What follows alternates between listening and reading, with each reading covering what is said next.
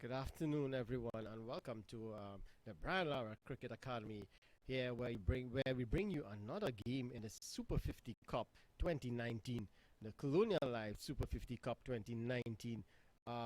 Today's game is between the United States of America and the Windies emerging players. Yesterday, on Thursday, the West Indies emerging players had a very good game against the Guyana Jaguars, and they will be looking to really capitalize on that and um, capitalize on that and hopefully get a victory here today. The USA team, they would be looking to the start of their campaign to start on a good note, hopefully a victory here today at the Brian Lara Cricket Academy.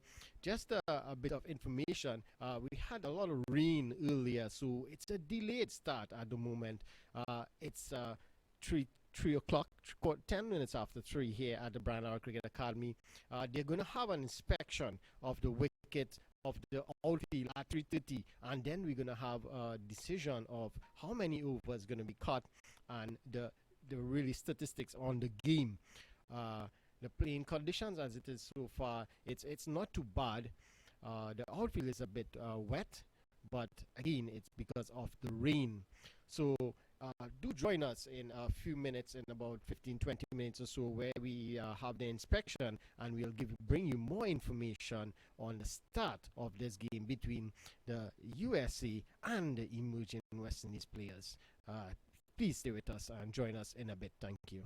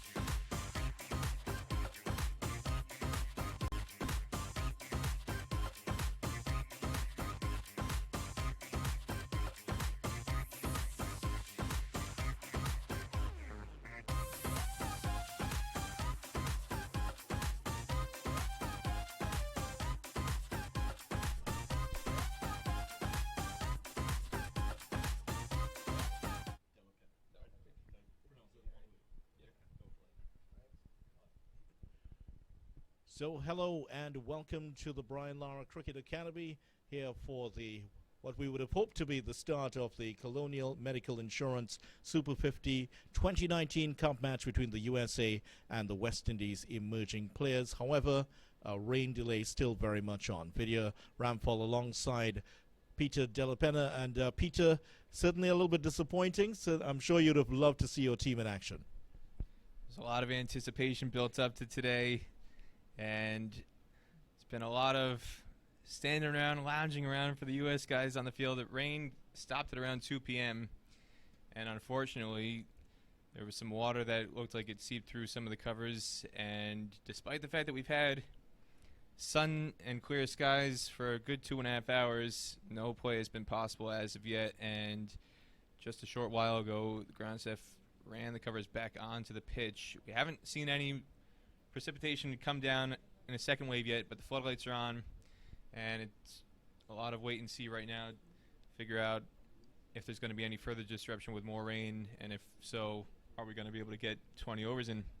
Yes, and the official word is that the next inspection, and just to give you some perspective on it, we've had a few inspections already. We've had one at 3 o'clock, one at 3:30, and then another is coming up a little bit later on at 6:30.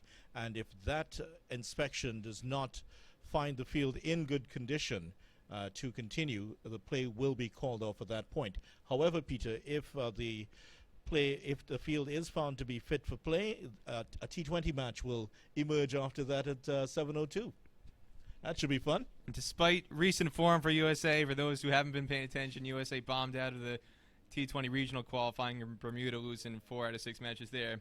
Traditionally, USA has done well in T20 cricket, and a shortened match, theoretically, would tend to favor USA with the batting firepower they have, as well as the quality of their bowling attack. So the longer the delay happens and the more overs get shaved off, it could play into USA's hands. It certainly could. So we'll look forward to that coming up a little bit later on. We'll update you right after the 6:30. 6:30, in fact, when there will be the announcement. We'll find out what will happen after the inspection at 6:30, if the match will be on, or we will have that very exciting 2020 battle between the USA and West Indies emerging players. For now, it's bye for now, and keep checking on this stream as we hope to have some coverage for you later on.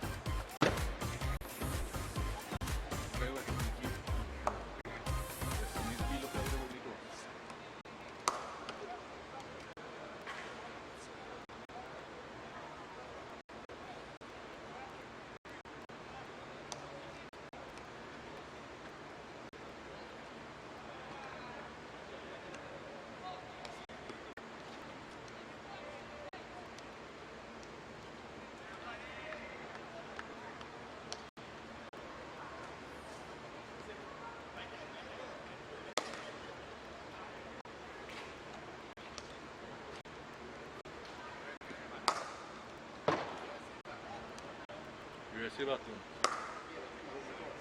Recebi.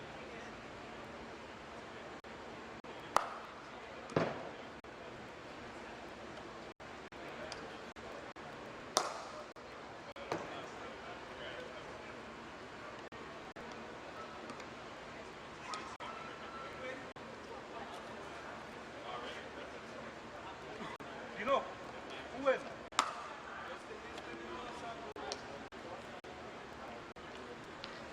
Ronnie.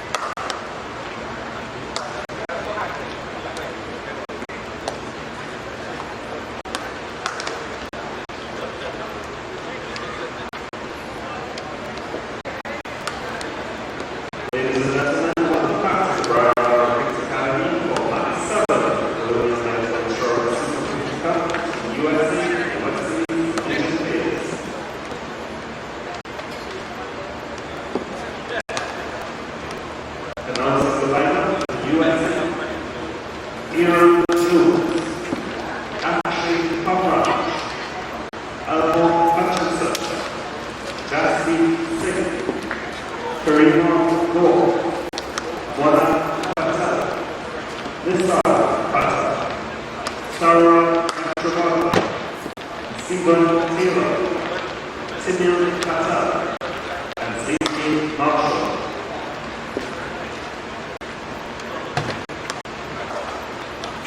The lineup for Wesley's Legion team: Adam Carrier, Justin Briggs, Roland Ito, Gidron Fu, Keon Harley, Dominic Drakes, Joshua De Silva, Kimani Melius, Leonardo Julian, Ashley Ned, and Kevin Sinclair. The West Indies Legion team has won the toss and elected to field.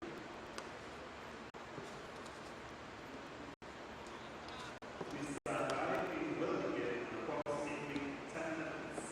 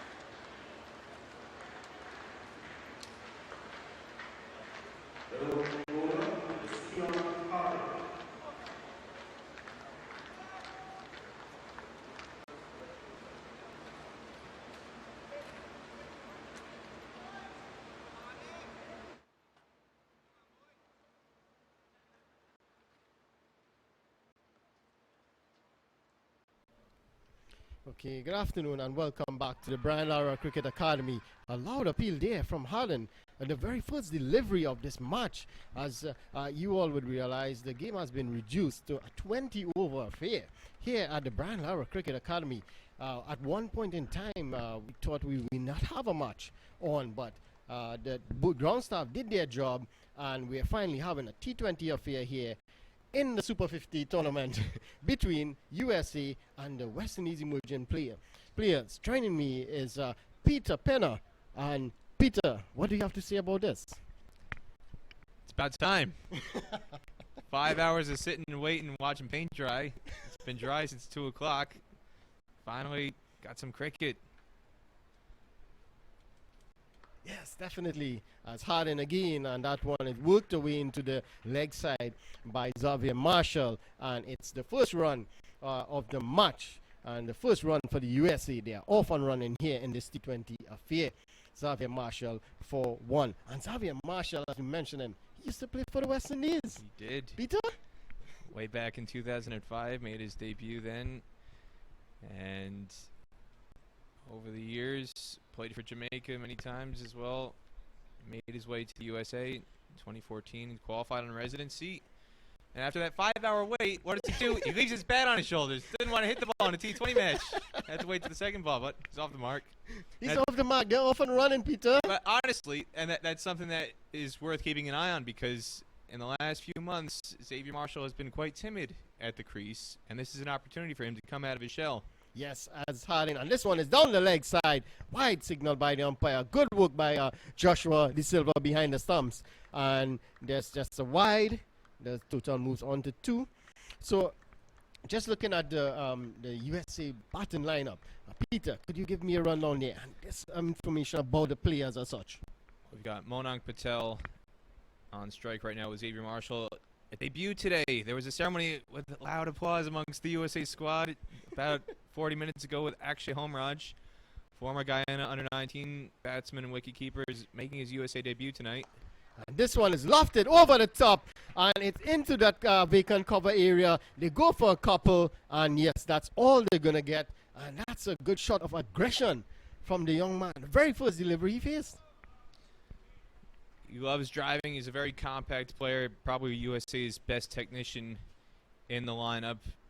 And even though he's got a very disciplined technique for 50 over cricket, he's quite aggressive when the occasion is there in T20 cricket. So that's why he's opening the batting. A good start for him. Yes, and he's in the face on this one again. Harden is down the leg side, and a good take again there by De Silva to prevent any more runs from that wide delivery. Harden, he's really struggling here at the moment with his line down the leg side. He bowled really well, mind you, Peter, on Thursday, and he picked up 4 wickets, which was very, very good for this young man. But he seemed to be struggling a bit. I guess it's because of the rain. You know, the surface would be a little moist. Or it's just he got a little too casual and relaxed with 5 hours of sitting on his hands. That could be a point too, Peter. Yes, and it's Harden again. There's a good length, and this one is worked away onto that leg side, and they get through for a single, and good running by this pair here. That's very good running by Patel and Xavier Marshall, and they picked up another couple. The total moves on to 7 without loss. We can see some early swing here, and that's part of the reason why Harding is having trouble keeping his line with those 2 wides down the leg side. That one tailed in. It was a good delivery, but Monank, one hand coming off the bat, able to just tuck it away through the leg side, and the 2 boundary riders at the moment, deep fine leg and deep backward square, so there was plenty of room to come back for that second. Good running. Yes, and it's Harden again. A short delivery. This one stay a bit in the wicket, but Patel was way back into his crease, pushed that one to that point area, and they pick up another single. Good running, as you mentioned, Peter, between this pair. Good understanding. Good judgment there by Xavier Marshall at the non-striker's end, because it was a very tight run. Was hit pretty much straight to that fielder at short third man, but Marshall called Monank through straight away, so very good judge of a single there. Quickly to run through the USA lineup. Again, as we started, actually Homraj getting his debut, former Guyana under-19s player Aaron Jones, He's been in the USA lineup for a year now. Made his debut in this tournament last year. He's former Barbados under-19 batsman. He is going to be in the middle order. Kareem Agor, former Leeward's under-19 batsman. Plenty of West Indian flavor in this USA lineup And the tonight. 19 players as it's hardened again, and this one is just played away to the slip fielder by Xavier Marshall, and that brings an end to the first over. The score, it's 8 without loss. Peter? Quick, Kareem Agor, yes, former Leeward's under-19 player from Liberta Cricket Club, the Liberta Blackhawks, teammate of Hayden Walsh Jr. and Rakeem Cornwall. So Hayden Walsh Jr. played for USA, now has transitioned to West Indies. I'm He's sensing a West Indies connection here. keep going through, yeah, Hayden Walsh now in India with the West Indies ODI side. Stephen Taylor is padded up. He's waiting to come in at number 3 down below us from the commentary box. Jesse Singh, medium pacer, penciled in ahead of Ian Holland and Cameron Stevenson, 2 Australian dual passport holders who brought into the squad for their squad debuts but not getting a debut tonight. Nisark Patel, left-arm spinning all-rounder. Saurabh Netravalkar, the captain, left-arm medium pacer. Timil Patel, leg spinning all-rounder. That rounds out the USA 11. So it's a spin-heavy lineup. And with a shortened match, USA banking on their quality spinners to take on this West Indies emerging unit. Yes, and I think spin will play a huge part here. And it seems like it's Ned. He's going to be taking up the attack from the southern end. Ashmead Ned. The spin bowler, he came in for as Ned bowled first delivery full toss, and it's pushed away nicely by Monarch Patel. And they pick up a single. The score moves on to 9. Yes, Ned, he came in this match for Jermaine Levy, and Levy had a very good first game. So I was surprised that they changed Levy for Ned. But again, Ned is a spinner, so maybe the spinners will play a part today. Could be part of it. We didn't get any word on whether or not he might have pulled up with any sort of injury after that match, so there is some possibility open as to what could have kept him out. But yes, spinners dominating here. It's Ned, and it's a good delivery by Ned, and very watchful is Xavier Marshall, just pushing that one back to the bowler, and no run. Yes, I would say it's because of the spin heavy.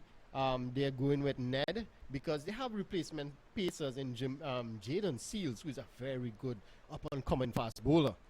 As Ned again into Xavier Marshall, drives this one straight to that mid-off fielder, and there's no run. So tight bowling here by Ned. Got Gidron Pope in its slip, and there's a deep mid-wicket and a long on in place. The 2 fielders outside the circle here in the power play. Yes, it's 4 fielders on the offside inside the circle, and this one is driven straight. Oh, a wonderful catch there, and he's claiming the catch, but the batsman stood his ground. And the umpires think he's saying it's not out. Live, it looked like it did short hop. It was a great sales job by the mid-off fielder, trying to get him to turn around to pick out who it is with the number on the back of the shirt. But it did look like, from our vantage point, and he was driving to the far end of the ground, did look like it short hopped the fielder on the ring. And he stayed on his heels. The ball was in the air for quite a while, and he didn't take a step in to really convert it into a genuine chance. This one is a genuine chance, and a chance to run out as well. And are they going to get more? Yes, they are. So they're going to pick up 2 runs, one of the misfield, and it's a sharp chance there given by Xavier Marshall straight. Well, it wasn't straight to Ned, but it was a tough one. Peter, he did drop it, and then there was a chance for a run out. And a misfield, and eventually they got 2 runs. Well, it was right to him. It was about waist height, coming in very sharply, a firm drive from Xavier Marshall, and he just had to reach to his left, which is his strong hand, Ned, but it was coming at a very, very rapid pace, and the ricochet went to Sinclair. Kevin Sinclair is the mid-off fielder, so he's the one who was the culprit on the previous ball. Had a chance for a run out too, and the backup fielder really angled at mid-wicket square leg, wasn't really in position in time. This one is driven down the ground. This time past Sinclair, and it will go all the way to the boundary for 4. A wonderful shot by Xavier Marshall, and that's what he tried to do in the previous 2 deliveries, but was unsuccessful. Kevin Sinclair's got a magnet. They're targeting him. And really, you should have stopped that. That turned 1 into 4. It was a firm drive by Marshall, but Kevin Sinclair didn't really have more than 3 or 4 strides to cover to get behind that ball, put in a dive, but more or less dove over the ball rather than getting his arm or some part of his body behind it. And really a sloppy over in the field from the West Indies emerging 11. What could have been 2 chances at a wicket for Xavier Marshall, 2 chances missed, and then last ball to end the over turns what really should have been a single. Instead, it becomes USA's first boundary. Yes, definitely. At the end of that over, it's 15 without loss. Xavier Marshall moves on to 7, and Patel, he's there on 6. So Harden, he will continue from the northern or media end. His first over was a bit expensive by his standard as he runs in, and this one is tucked away nicely behind square by Patel, and they run through for an easy single. And that's good to see, rotating the strike, even though it's a T20 affair. Wonderful batting by this pair, Peter. If there's going to be an anchor in this partnership, it's more than likely going to be Manan Patel. He's somebody who's more of a singles, rotating the strike, just trying to stay busy on that front rather than really being a punishing, menacing force like you would expect Xavier Marshall to be. And similarly, Stephen Taylor to come is that power hitter, so they got Monarch there to play that anchor role, and they expect him, whether it's T20 cricket or 50 over cricket, to be the one to bat through the innings. We've got a delay here. Yeah, I think it's some repair work to the pitch, the bowler's run up, or is it where they're landing actually? Yeah, so it seemed to be slipping a bit. The bowler seemed to be having some problems there with the footmark, so the ground staff, they're out there trying to rectify that while the batsman take a bit of a drink. I was going to say the last thing we wanted to see there is the umpires decide, you know what, we changed our mind. Is landing area in the pitch, it's unsafe for play. Good night, everybody. After 7 hours of waiting, it's the last thing you want to see. So hopefully it's just a brief repair job that's necessary. But they're having a very long look, and it's not just the bowler and the umpire. Basically half the West Indies emerging squad is crowded around at the bowler's landing area to have a look. Well, they have a couple other pace bowlers in terms of Dominic Drakes. So in this break, we could just quickly run through the West Indies emerging team of players. We have the captain, Yannick Correa. He's back into the team. He would be replacing Kamari Boyce, who he had a decent game on the first game on Thursday, but he would be out. And Yannick Correa, the captain, he would be back in after being ill, I think, with the virus, I believe. So he's back into the team. Also, is it Ned, Ashmid Ned, he has come in for Jermaine Levy. So it's a spin bowler for a pacer this round. The remainder of the team is Justin Graves, Roland Keto. Both of them batted really well in the previous game. They dug them out of a sticky situation and give them a decent total to work with. Pope batted really well up front as well. Keon Harden bowled really well. Dominic Drakes bowled really well. Joshua De Silva, the wicket keeper, he had a tough decision when he was batting. He got run out. Bit of an indecision between himself and Pope, and he was stranded in the middle of the wicket. So hopefully one would hope that he has a good time out this time.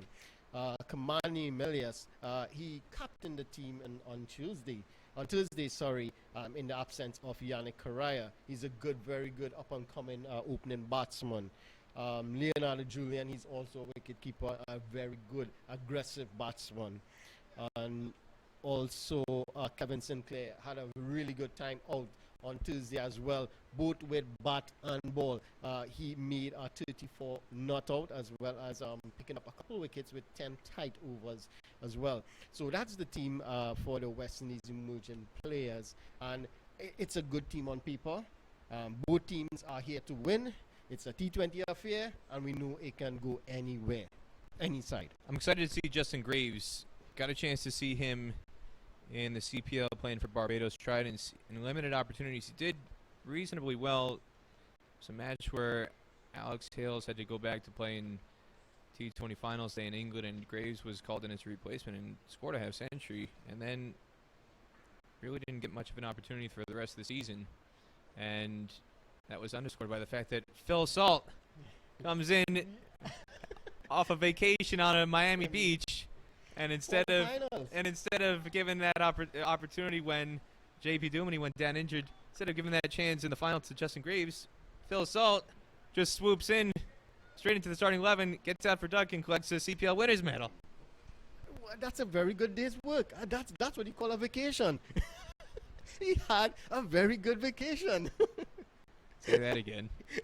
Poor Justin Graves, thinking when is my opportunity? But now he's getting that opportunity. But he got a 50 in his first innings in the first match, so it shows he's a very good player, and he's very good in the field as well.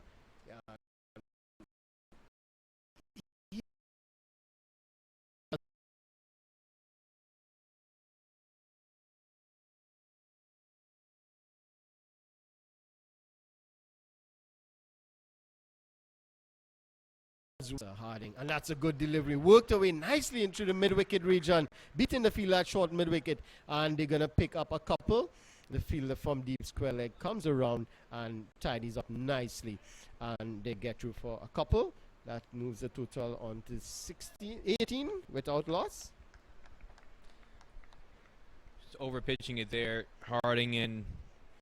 Nice wristy whip by Xavier Marshall to get it through mid-wicket. And outfield is at decent pace with the amount of rain that came in early in the day. Be curious to see how it's going to play, but again, we had 5 hours of nothing going on here, so there's plenty of time for the outfield to dry.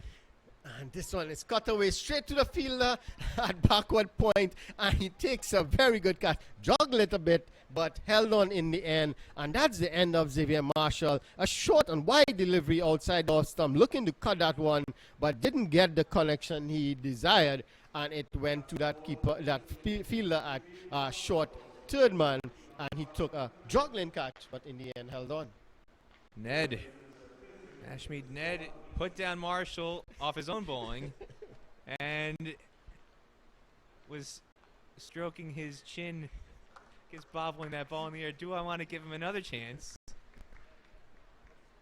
Came up with it in the end. It came off the bat at a gentle pace. He kind of had a very, very thick edge, almost kind of took the pace off the ball, and it fluttered very gently to Ashmead Ned at that short third man. It came in at an awkward height, though, where his hands were almost handcuffed. It was almost at rib height, chest height, and he wasn't really sure, do I want to go palms facing into the body or palms facing out, that quote American style, Australian style, fingers pointed to the sky.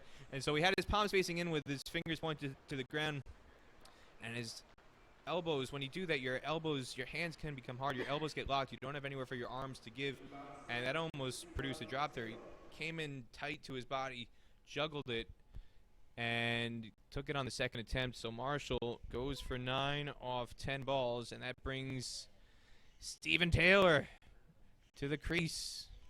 Yes, Stephen Taylor, left-handed batsman, and it's Harding. And Harding drives that, and Taylor drives that one, but a bit uppishly. But lucky for him, it didn't go to that fielder at mid-on. Roland Cato, the man at mid-on. And that's something that Stephen Taylor, over the course of his career, he's vulnerable early in his innings, kind of punching mid-on, mid-off, cover, extra cover. Justin Graves is in it, kind of a short extra cover, and he's somebody who you want to keep an eye on in this situation. Oh, and that's good work there by the captain himself. Yes, Yannick Correa at short mid-wicket. Good work by him preventing any run there, and the total remains on 18 for 1. So a good over thus far by Harding here. He continues from where he left off, picking up wickets at regular interval. He's a bit expensive this time in his season. The second over and already conceded 11 runs, but he picked up that vital wicket of Xavier Marshall as he runs in again to bowl to Taylor, and it's a good delivery just outside the off stump. That one nipped away from the left-handed Taylor and just bouncing in front of the keeper. And at the end of the third over, it's 18 for 1 at the moment. Clever slower ball there from Harding.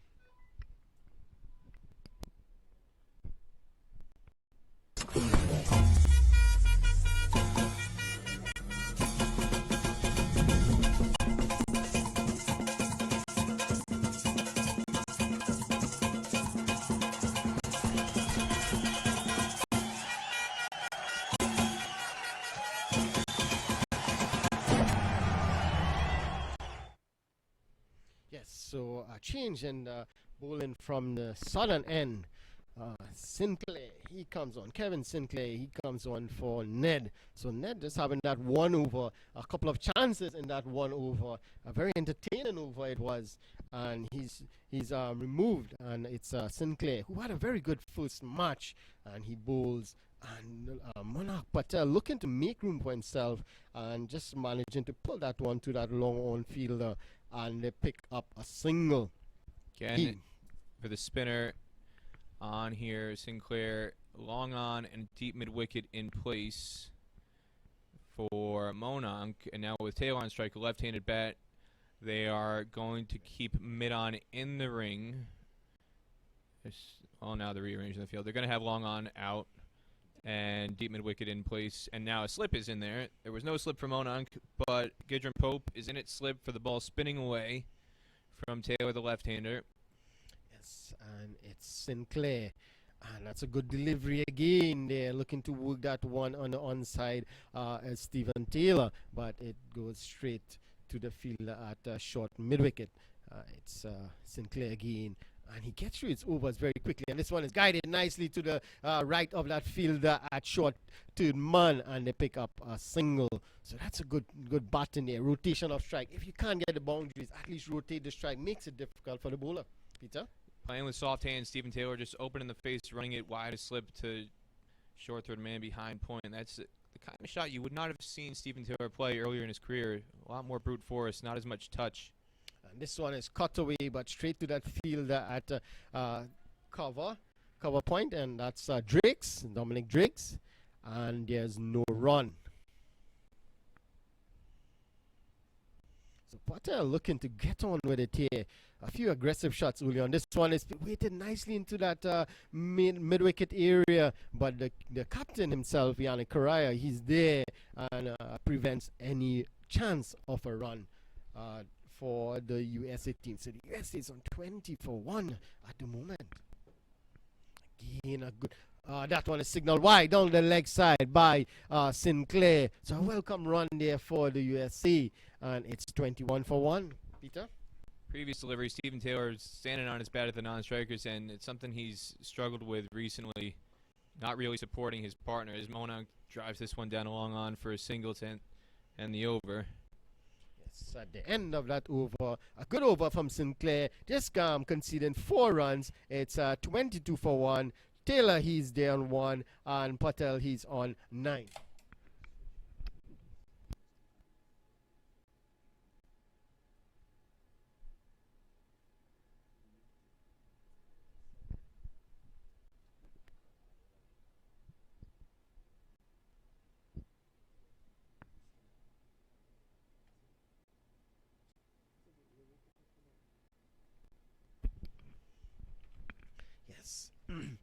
So it's going to be a change again on the northern end. Is it going to be Ned, is it? So has he switched end? Yes, it seems so. Yes, so Ned has switched ends here at the Brian Lara Cricket Academy. and the captain decided to switch him from the southern end to the northern end. So he's going to continue from the northern end after a very eventful first over from him. He's going to bowl to Monak Patel. As this one, it's a good deal. But Patel looking to go a bit too hard, trying to make room. It's a T20 affair, so you would expect that from this batsman, Peter.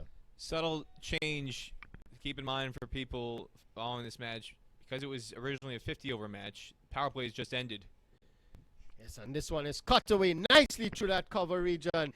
But there's a fielder at the deep cover boundary. He tidies up nicely, and they get through for a single. The total moves on to 24 for 1. So even though we're only in the 5th over here, West Indies emerging have already got 4 fielders outside the circle. You can do that because it's 50-over guidelines in the playing conditions. So for Monak, they had a deep cover, long on, long off, and a deep mid-wicket. For Stephen Taylor, the left-arm spinner on, bowling around the wicket. They've got long off, long on, deep square leg, and deep mid-wicket. So they packed the leg side boundary. The ball spinning into the left-hander, bowling around the wicket. Yes, that's dangerous bowling into the left-hander's pads. But that's pushed away nicely into the offside. Quick single again there. Good running, I must say, Peter, from the first 2 batsmen, Xavier Marshall and Patel. Now it's Taylor and Patel, and very good running. So they must have worked on that. And you can see it, the drop the ball run. The communication is very good between the players. Good for Monak at the non-strikers end. We still are yet to see that from Stephen Taylor at the non-strikers end, though. It's Ned. This time Patel down the wicket, driving this one to that long off fielder, and they pick up a single. And the total moves on to 25 for 1. Just remember, it's a 20-over affair here. We're now into the 5th over. It's not a bad start. Just going at 5.36 runs per over. It's not bad at the moment. It's on Ned, could continue, and this time it's driven straight back to Ned, and he goes. Caught and bowl Ned, pushing a bit too early there, I would say, Peter, and he's straight back to Ned. This time Ned takes the catch, and that's the fall of the 2nd wicket. It's 25 for 2. I mentioned it before. This is something that, again, Stephen Taylor is always vulnerable early in his innings, pushing with hard hands on the drive, mid-on, mid-off, just pushing straight.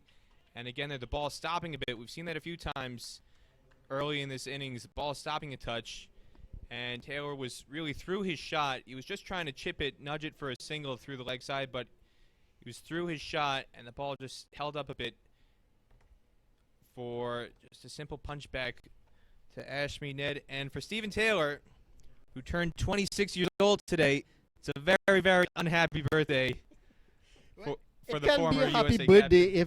if they win the game. He can still have a happy birthday. He's still got a role to play with the ball. Stephen Taylor, Right. nowadays, he's an all-rounder. He's actually been one of USA's most successful bowlers in recent times, bowling off-spin.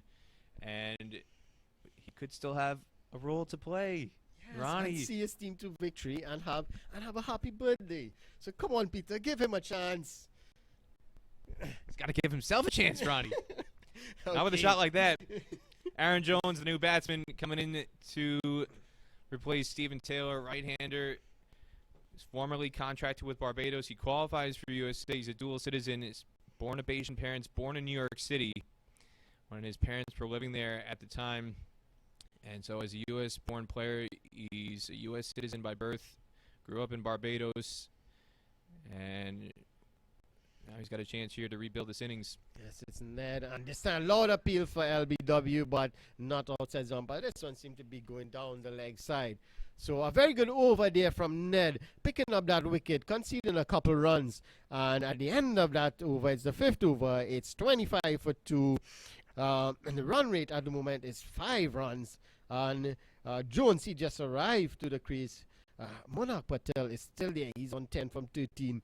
Just under a run of ball. He would need to pick it up a bit here for his team if they are to get a decent total on the board.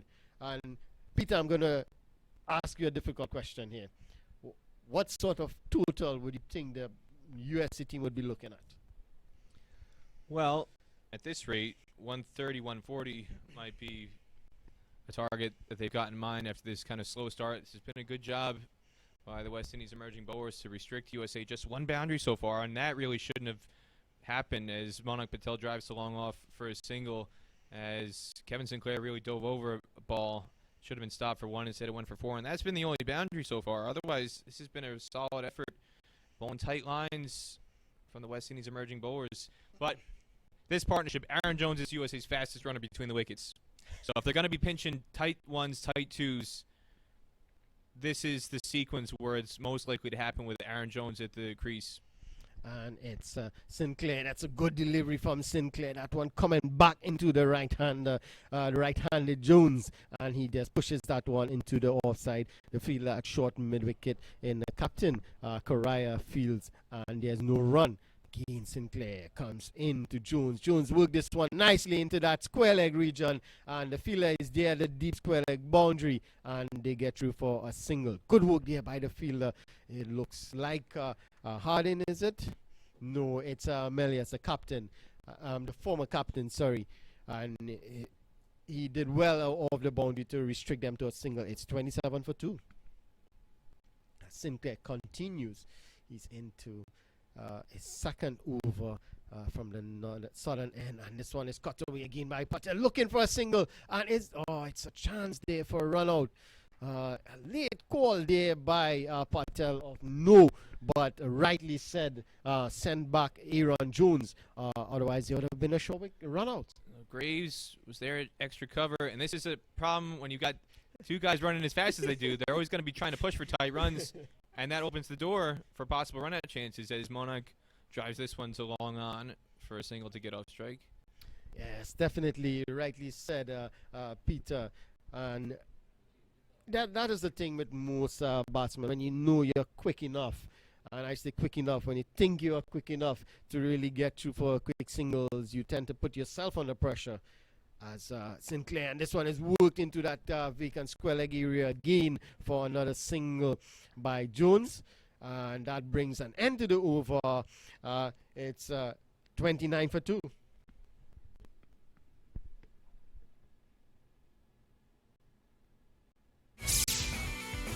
Hey parents, are you looking for an academy in Queens and Long Island for your boys and girls? Whether you're a beginner or an advanced player, Queens United Cricket Academy is the place to be.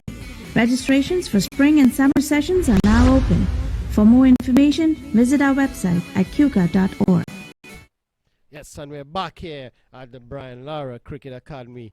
After some showers early on, we have wonderful conditions here for cricket. It's a T20 affair between the USA and the West Indies emerging players. And it's Ned. He's going to continue from that northern end, and this trying to make room to cut this one there was Aaron Jones, but not making any contact at all. And good work by the keeper, Joshua De Silva. No run to the total. It's Ned again. And this one, a good delivery. Chopping down on that was Aaron Jones there, Peter. The problem with Aaron Jones, he's USA's best 50-over batsman, but he's a slow starter. And in this role in T20 cricket, he's got to be a bit more efficient early in his innings. Yes, and that's a good delivery, and he's bowled him. Just as you mentioned that, Peter, a bit slow to start, so he was a bit circumspect there, not going forward to that delivery, trying to be a little aggressive, as you mentioned. And there he goes, playing back to a full delivery, and that one knocked the off stump out. Knocked the off stump back, sorry, and that's the end of Aaron Jones. He goes bowl Ned. That's the second wicket for Ned. It's 29 for 3. Peter? Footwork was just indecisive. Like you said, that was more of a front foot ball. It was pitched on a good length, good to full length, but he was stuck in a mode where he was trying to just work the ball around, not really using his footwork to create scoring opportunities, whether coming down the pitch or just using the depth of his crease, and he just kind of got stuck there early in that over, and that indecisive footwork really going back to what he should have been coming forward for results in that clean bowl dismissal. And now Nisarg Patel has been sent in at number 5 for USA, and he's somebody who typically does give it a whack. So with the innings struggling here in the 7th over at 29 for 3, Nisarg typically would come in probably around 7 or 8 as a left arm spinning all-rounder, but USA looking for a spark plug to get this innings in gear. Somebody to support Monank, who's on 13 after opening the innings, and a slip in place for Nisarg, the right-hander. Yes, and it's Ned again, and Patel on the back foot there, pushing that one to that cover fielder in the captain himself, Yannick Correa, and no run. So, as you mentioned, spark plug, I like that. I like that, Peter. I love that. Spark plug. Let's see if you're going to spark this in and here. And that's a good delivery by Ned. And hanging on the back foot again, as you mentioned, should have been on the front foot, hanging on the back foot there because of the nature of a T20, trying to be a bit aggressive, hanging on the back foot, and just have to jab down that one quickly as the score remains on 29 for 3. And it's Ned again. And this time he's well forward, pushing that one into the gap on the offside at the cover point region and picks up a single. At the end of that over, it's 29 for 3. Peter?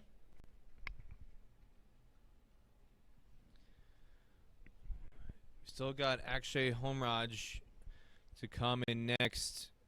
And it looks like USA's management has decided they want him to be their finisher today. He's somebody who, in this lineup outside of Stephen Taylor and Xavier Marshall, it's probably the most aggressive option they've got left.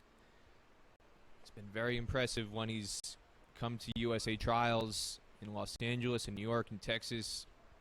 Finally getting an opportunity here. Came to the USA in 2013 to New York after representing Guyana under-19s in 2013 and 2014. That first year he was coming back and forth between New York and Guyana. Migrated initially to South Ozone Park, Liberty Avenue, for all the Guyanese listening. It's like the Caribbean there.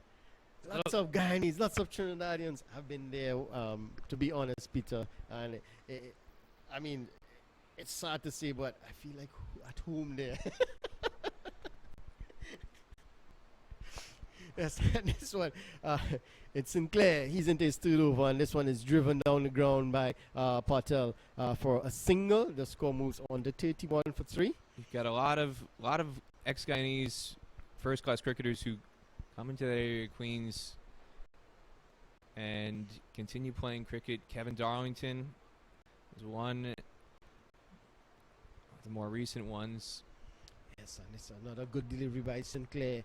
Just keeping the batsman on check, just short of a length, and that one is played into the leg side mid-wicket area where the keeper tidies up nicely and no run. The score remains on 31 for 3. Neil McGarrell is another. The Beast McGarrell. Yes. The Guyanese off spinner, is he? Left arm spinner. Yes. And a beast in the offside in the cover point region. Even at age 38, when he made his USA debut after playing for the West Indies, he was still a tiger in the offside. Yes.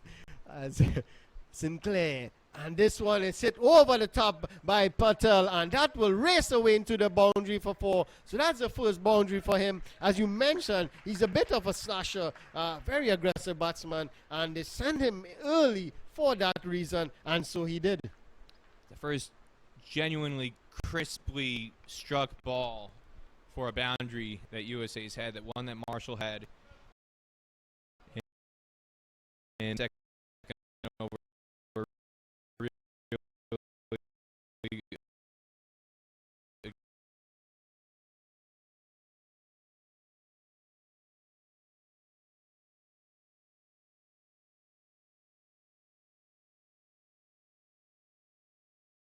Again. Yes, and that one was a bit wider, so he was able to go over the top with that delivery. As that brings an end to the over. At the end of the 8th over, it's 36 for 3. The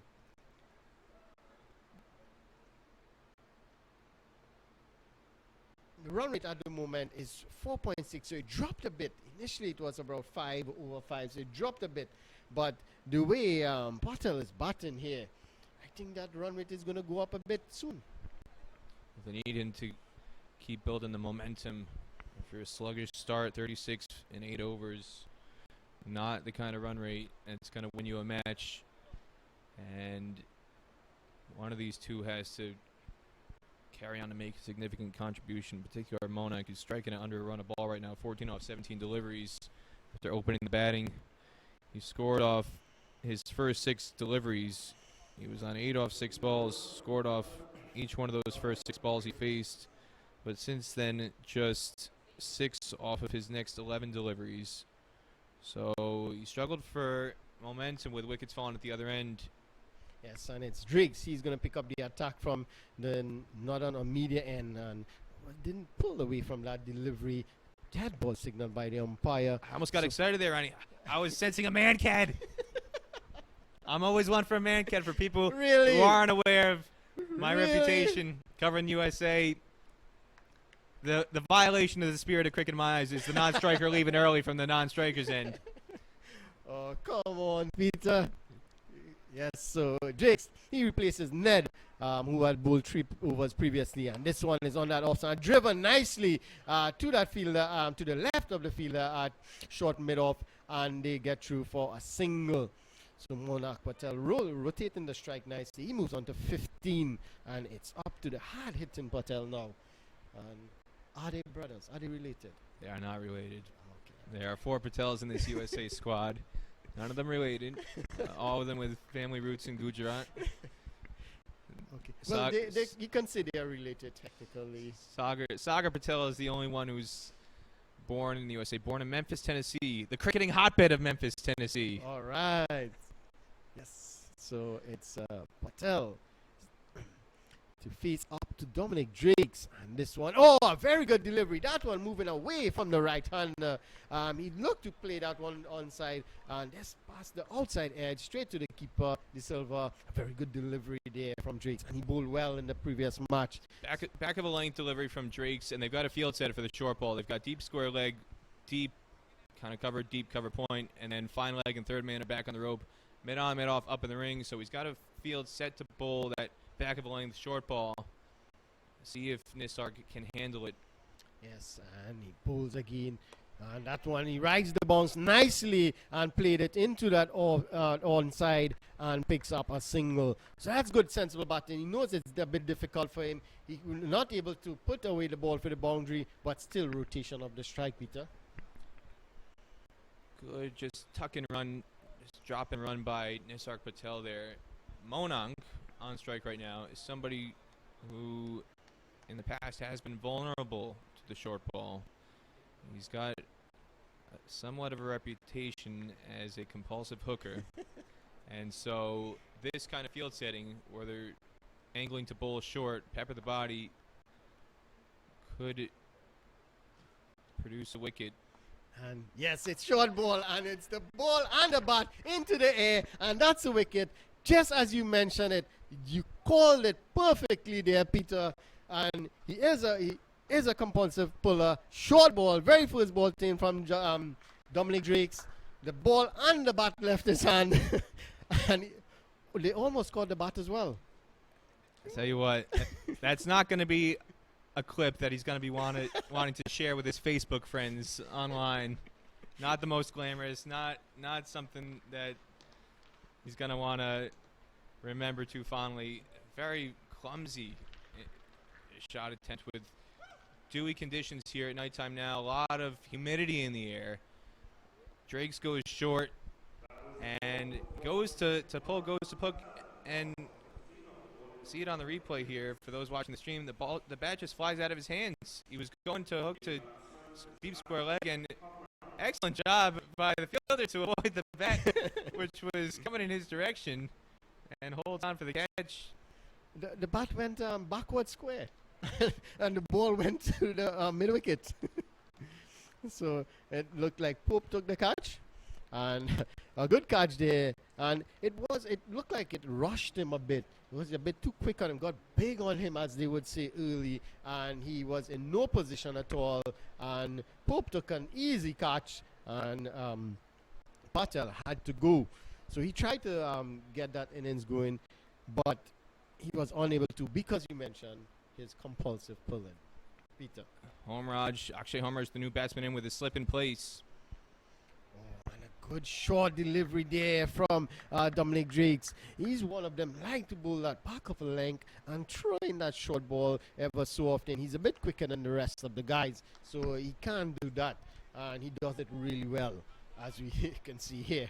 He got a wicket with it already, with the short ball. It's got to be a bit of match awareness here, though, from USA. The disappointing part about that shot from Monaco, you can see the field. You know the short ball is coming, and the way he played it was just so awkward. It was like he was unprepared for it. Yes, that's very true. As Drakes again into that's Homeraj. Yes, and he plays that one to the offside and unable to pick up a single. So an end of a very good over there from Drakes, picking up that wicket of Monak Patel, and also just conceding 2 runs. At the end of the 9th over, it's 38 for 4.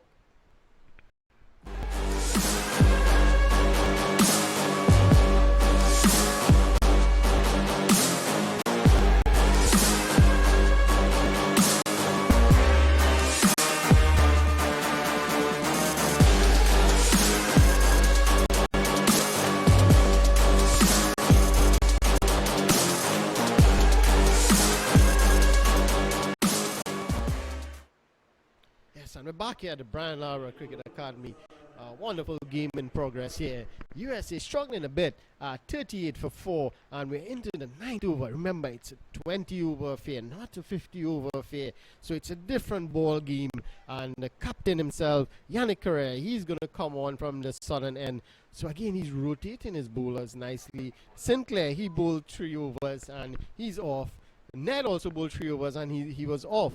So it's Yannick Correa, he's a leg break bowler, and this one is swept away into that vacant that's between cow corner and long on, and they pick up a boundary. So that's a very good shot. A loose ball there from Correa, short delivery, and it was pulled away nicely into that vacant area for a boundary. Good footwork there from Nisarg Patel. Judged the length very early, seeing it land short from Correa, and got into position to just drag it through that gap between deep mid-wicket cow corner and long on, placed perfectly. And now slip comes out, goes into short mid-wicket in the ring. And it's Correa again looking to sweep that one. This time the fielder at short backward square field that one, and there is no run. Looking to go a little squarer this time. All he had to do was beat that fielder and a short backward square, and that would have been a short boundary. So it's Correa again. You see bowls, and this one is looking to guide that one, but straight to the fielder at short third man, and there's no run. Looked like there was a chance for a run there, Ronnie, but actually Homeraj, again, this is something USA collectively struggles with. Not taking a good start at the non-strikers end. It was about 4 or 5 yards wide of the fielder. Nisarg wanted to run, but actually wasn't ready.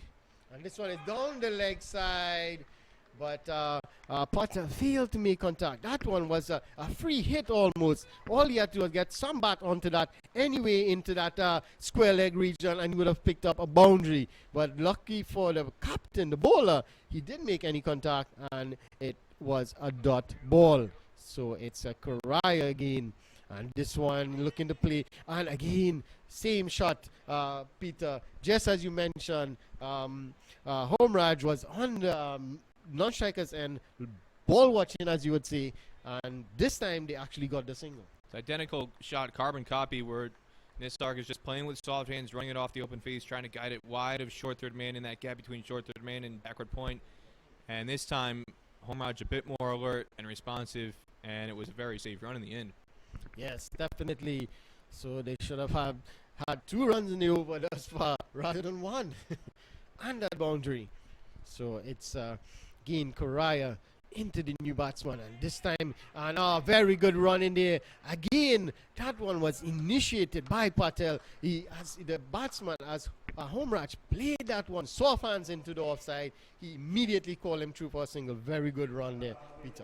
They need more of that for the next 10 overs, because after 10, it's 44 for 4. So USA, if they want to get to that 130 mark, they're going to need to step on the accelerator big time to get another 90 or so runs in the second half of this innings. Yes, and Peter will now take his leave as I welcome Vidya Ramphal, a well-known person in the media and commentary in all sporting aspect. And I would like to say very welcome to Vidya. Hey, thank you very much. Nice to be here with you all. And what an interesting match we have with the West Indies emerging players certainly in control of this one. Yes, definitely they're in control as Drakes continue from the southern end and the northern end, my apologies, and looking for a run there again was Home Raj, and not there because that one went a little quickly to the fielder at short mid-wicket. Pope did well to prevent any chance of a run video. Well, I'm sure that he's a little bit nervous. He is making his debut today. Home Raj, the 23-year-old former Ghana under-23 player. We've actually played alongside the likes of Kimo Paul and Shimron Hetmeyer back in 2013 and 2014, and he certainly wants to get it right here for the USA. Most definitely, as Drakes again, this one is pushed into that offside. Easy single there from Home Raj this time, and that takes the total on to 45 for 4. And a lot more of that is required together with a lot more boundaries. Yeah, certainly a lot of boundaries required. They're behind the rate, no doubt about that, and the loss of the early wickets. And what's even more interesting is that they've lost the likes of Xavier Marshall, Stephen Taylor, and Aaron Jones, three of the batsmen you would have expected to put that firepower into the batting. Now, Home Raj is out there, and he's also another one who can score quickly. Drakes continue. He's into a good spell here, and he bowls this one and worked away nicely into the leg side, looking for a couple, and they're going to get it quite easily in the end. And that's very good running there from Patel and Home Raj, and that takes the total on to 47 for 4.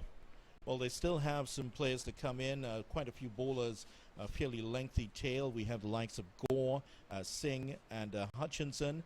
Netra Palka is also pretty much a tail ender. We do have also Patel, the other Patel, to come in. And so precious little here. It's a very important partnership. And if this one cannot produce the goods, so to speak, it's going to be a real trouble for the USA team to get past 100. Yes, definitely. Partnership, as you mentioned, is what is required. Short delivery and pulled away nicely by Patel there. And the fielder there at the deep square boundary tidies up nicely and they get through for a single. So that's a very good pull shot there by Patel. Right in that bounce nicely and keeping it all the way on the carpet, but only getting a single. Well, the West Indies emerging players certainly started very well, not only in this game, but in the competition itself. Given what they did against Ghana, Ghana eventually had to get the win off the last ball. That was certainly a wonderful performance, and they would feel that they can take this one against the USA. Yes, definitely they would be full of confidence. And this one again pulled away nicely. This time into the vacant mid-wicket area. Is it going to go for 4? No, it's not. Good work by the fielder. They're coming out from that deep square leg boundary and restricts them to a couple. It's 50. And that, I think that brings up the 50 for the USA. Well, it should bring up the 50, but they need a lot more than that if they are to be competitive against this West Indies emerging players team. And if you continue with the wider angle of what this game means for the West Indies emerging players, they certainly will want to get that win. They almost got it against Ghana. And as for the USA, after they earned ODI status earlier this year. Yes, and it's Drakes, and this one is on the leg side, worked away nicely by Home Raj, and they pick up another single. So a good over so far good over actually for the USA, and they picked up, I believe it's about 6 runs in that over, if I'm seeing correctly, and that moves the total. So after 11 overs, it's 51 for 4. The USA, they're in a bit of trouble here. What do they need to really get back on track here, Vidya? Yeah, they certainly need some runs very quickly, but given the lack of firepower in the team, and that's something they'll have to work on over the long term to develop players who can really spur on the scoring rate. And we got an idea about this, for instance, from England, the England national team, which was always a more staid approach to batting. Over the last few years, they certainly developed those players who can provide the firepower. And that's what the USA, one of the aspects of their play they need to improve on, as well as running those quick singles to keep the fielding side under pressure. Yes, as Correa, the captain himself, he's going to continue from the southern end, or as they would say, Vidya, the C3 end. I'm sure you're going to get a bill from marketing for that. Yes, and this one is worked away, squirted away actually behind the point, and is it going to go? No. Good work by the fielder there from short third man. And looking for a third, it's not on, and very good work there by the fielders. Again, as you mentioned, these young lads are really putting on a show here.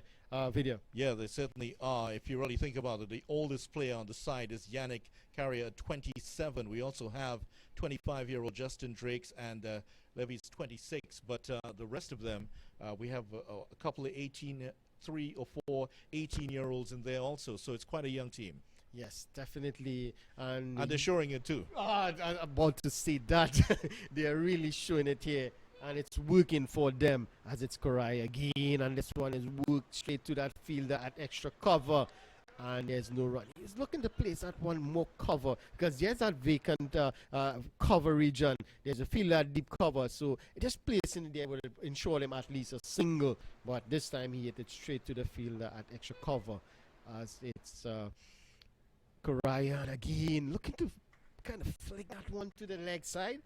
But coming off the edge of the bat, I believe, and not getting any runs. It's 53 for 4. Trying to play against the spin there. That's why he's not quite getting it the way he wants it off the bat. Yes, and it's Koraya. And this time he makes proper contact into that vacant mid-wicket area, and he picks up a single. That's home Raj. That moves the total on the 55 for 4. And that brings Patel back on strike. And he's the one, as Peter mentioned, to really give the ball a whack in here. And they need that at the moment. They need some boundaries to really make a difference. Certainly need quite a few of those. Now, how's he going to go here? If he can try to lift it over extra cover, certainly would be on the cards. Yes. And exactly is what he tried to do, but this time he finds a gap at cover, but there's a fielder at deep cover, and they only get through for a single that pulls the total on to 55 for 4. But Koraya just homing in on that line just about middle and leg stump and just getting the slight merest of turns, just trying to bowl wicket to wicket right now. It's going to be very difficult, so he might have to use his feet and give himself some room to maneuver the ball. Oh, definitely. As this one again is pulled away nicely through that vacant mid-wicket area, but there's a fielder deep mid-wicket boundary, and they only pick up a single. So the captain, Korai, he has his fielders in the right areas.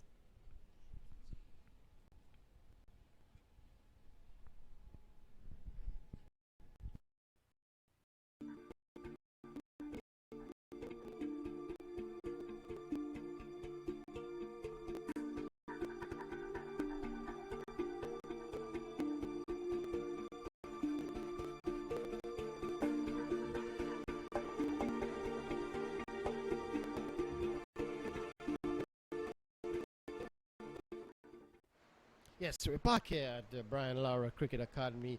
USA haven't been put into bat. They are 56 for 4, in a bit of trouble. Vidya, what do they need to do to really get out of this trouble? Yeah, certainly a lot of batting is needed here. Now, they can't afford to lose a wicket at this point. This very much is one of the last recognized batting. This is the best in terms of the explosive batting partnerships that they have here. So they need to occupy the crease. And Ned, he's back here for his final over, and he has been bowled. Raj hanging on the back foot, a full delivery from Ned, and he is trying to cut that one off the middle stump, but the ball hit the middle stump instead. Vidya. Yeah, he premeditated the shot, and that was the problem for him here. He didn't get the length right, just fooled slightly by the length, and found it was too close to him to cut, and he paid the price here, trying to be too aggressive instead of just having a look at Ned, perhaps 1 or 2 balls before launching into the attack, and he's paid the price. He's gone. Yes, definitely. So that's the fall of the 5th wicket. It's 56 for 5. Raj, he was dismissed for, is it 7? I believe, yes, 7.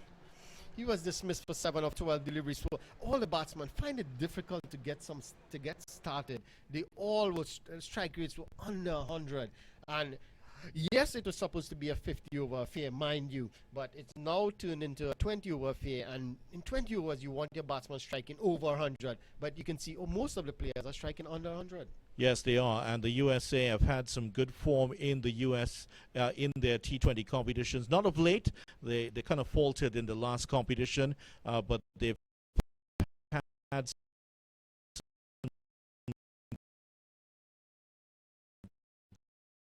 good.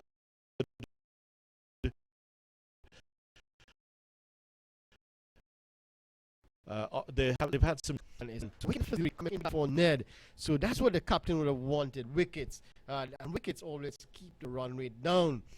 And there he got a wicket in the first delivery as he bowls to Gore, and Gore plays this one into the mid-wicket region, no run. And if you see that West Indian flair about Gore, that's because he has played for Antigua and Barbuda in the past, also for Leeward Islands under 19s. Yes, and he faces Ned, and Ned again, good line and length just on that off-stump line, and all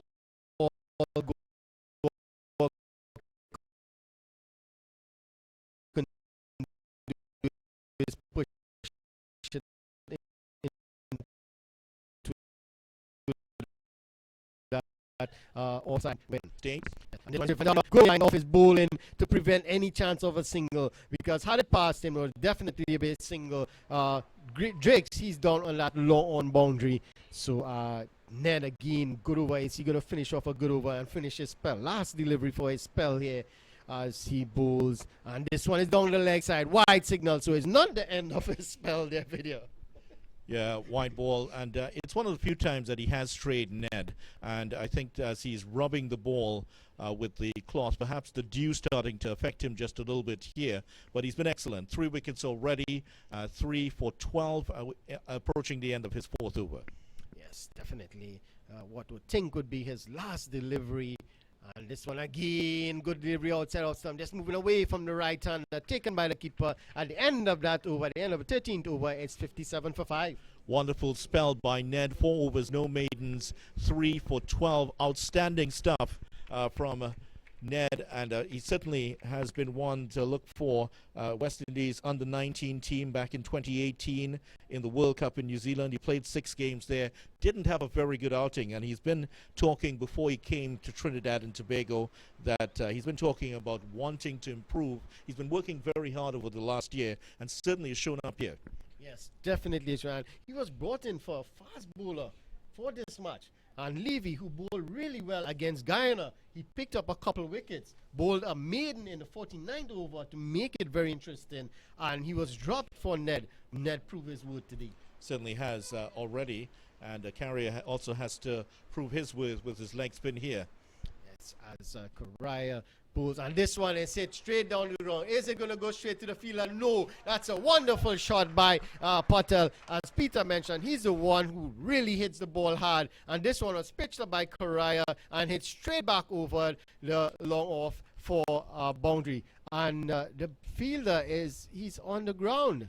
Well, it appears that he's done a little bit of damage here, because what he was attempting to do, he was attempting to make the catch there. That's Drake's out there. He just sort of hung on the boundary and tried to time his leap to get the ball. The ball was actually several feet over his head. But at least he showed an effort. There was a brave attempt from him, and it just sort of fell awkwardly. Yes. As you can see from the replay, he sort of his fist actually hit the ground. Yeah, somersault. Certainly not the way you want to fall, but a little bit of concern here for Drakes. Seems to be okay, just on his hunches right now in that long off position, and just holding on to the right side of his chest. But he seems to be okay. He looks like he will continue. In the meantime, the medical staff are heading across to him just to check out and make sure he's okay. Yes, and it's Correa again. This time he goes along the ground, and that man Drakes again is there, and it's just a single. So while we're really talking about the injury there to Drakes, what a wonderful shot by Patel in picking up 6 runs, and that moved the total under 64, and a lot more of that is required. Yeah, certainly. They'll have to push the scoring rate up here now, and with 6.4 overs to go, this certainly does look like a pitch where you'll need to score in the region of 7 and over. to really test the other team. Yes, most definitely. As this one is down the leg side, nicely worked away there by that's Gore, and they're going to pick up just a single. The fielder Pope there at mid-wicket, short mid-wicket, he did got a hand to that one, and it pushed it to the fielder, so they were able just to pick up a single. So good work there in the field, and it's 65 for 5. I'm surprised he didn't rebound back to the bowler. He's a big man, Pope, and he certainly looks very tough. Wouldn't like to meet him in a dark alley anyway. Definitely not. As it's Gain Correa, and this time goes down the ground again, but just one bounce to that fielder, Drake. Good work by Drakes there, preventing any chance of a second, and it's just a single, and that moves the total under 66 for 5. Well, he seems to be okay now, Drake. Just looking at him, he's had 2 opportunities to run in and throw the ball in. Seems to be all right. And in addition to that, the medical staff there, I think that's Dr. Galston, who's having a talk with him right now. Yes, and again, Correa, and this one peels off the outer half of the bat into that point region. The fielder there does well. I believe it's Harding, yes, does well there to just restrict them to a single. And that moves the total on 67 for 5 now. 67 for 5. They really hope that they would have been in the 90s, perhaps looking on towards 100 right now. So Patel on 24, already a good innings from him. Yes, and Correa again into this, and this one is pulled away down the ground to that long on fielder who does really well. The throw is a bit wayward, but he did enough to prevent the batsman from getting that second run, and that brings an end to the over. It's 68 for 5. Yes, actually, I think the most interesting aspect of that was actually the work there by Gore. Gore actually ducked away from that one. He tried to pull it over mid-wicket, but it actually went straight back towards the bowler. And just over the head of Gore, who's not the tallest man in the world, he just ducked, and the ball went over his helmet. There were... Now, if it had hit his helmet, of course, he may not have gone for the run. There was a little instance earlier when Xavier Marshall, there was the attempt to run him out. It actually, the ball hit his bat, and he still went for the run. And you're allowed to, but in terms of the spirit of the game, yes. Yeah, he may. I think 1 or 2 of the West Indies emerging players were suggesting that he should not have gone for that run. Well, it happened in the World Cup, and England won the World Cup. It won the World Cup, so why not? Why not? All the Ben Stokes didn't want But it. there's nothing that prevents the batsman from running from it. Correct, yes. They are within their rights. As Drakes continue from the media end, and a slower delivery wide, and this one is worked away nicely to that third man region, and they pick up a single. The fielder did well there from third man to run around to his right and restrict them to a single. 69 for 5. An emerging all-rounder is a young 21-year-old Dominic Drakes, and certainly impressed in the CPL this year. And he had a 14-ball 34 against St. Kitts and Nevis for the Tridents. And believe it or not, that's the highest score ever by a number 11 in T20 cricket. Yes, and this one, a wayward delivery by Drakes there. Just pulling that one down the leg side. Wide signal by the umpire. The score moves on to 70 for 5. And even more important, when he bowled Harry Gurney to complete a 1-run win over the Tridents to put the St. Kitts and Nevis Patriots in the playoffs. That certainly was one of the highlights for him, and great celebration. I'm sure that's a memory that he's going to carry for the rest of his life here. And it's also good experience to draw on in these death overs. Yes, as Drakes, he bowls. Oh, that's a good delivery outside the off stump there. And the batsman, that's Patel, just fending at that one, not making any contact. And the total remains on 70 for 5. Very late on it. I'm not sure if he has made up his mind how he wants to approach the bowling of Drakes here. So he's just pushing at the delivery. He hasn't quite formed a plan of how to approach Drakes, and that's very important for the batsman at this time, how to deal with the challenge of the left arm pace of Drakes. Yes, and not much people did that actually. And this one again, no foot movement. They're standing on the crease, a wide delivery, standing on the crease and not making any contact at all. Yeah, what Drakes is striving for here is those Yorkers outside the off stump, very legal deliveries, the likes of Lassit Malinga plays those, does those very well. And certainly we would have seen an aspect of this when in the CPL, when Carlos Braffett bowled that super over to Darren Bravo, who couldn't handle those types of deliveries. Yes, Patel, same thing here. Yes, very well. And this one, again, lifted over that square leg region. There's a fielder, deep square leg. Oh, a misfield there by the fielder. That's Sinclair. A misfield by Sinclair, and they get through for a second. So that moves the total on to 72. 72 for 5, and we're in the 15th over. Scoring rate has started to creep up for the moment, but still, while Patel is pushing the scoring rate on, Kareem Gore has been stuck on 2. He's also been stuck at the non-striker's end also for largely. So he has to now push on. He's had enough opportunities here to get his eye in. So it's time for him to push on at this point. Yes, definitely, as Drakes again continues. He's into his third over, and a good delivery again, and well played. A chance of a run out, but not collected there by Melius, and they run through for a single. So had he collected cleanly, it would have been a good opportunity for a run out. Certainly would have one stump to aim at, but certainly at the non-striker's end, there was the opportunity also. But the cardinal sin, you have to keep your eyes on the ball. That's exactly. He was looking to see where the batsmen were, which of the stumps to throw at, and that's why he missed the ball. Yes, that is true. As a coach, you will always tell the kids, keep your eyes on the ball. Collect the ball first before you can throw it. As Drakes runs into bowl, and this one is worked away, just the bottom edge pretty much, and into that field at short middle wicket. At the end of the 15th over, it's 73 for 5. 73 for 5.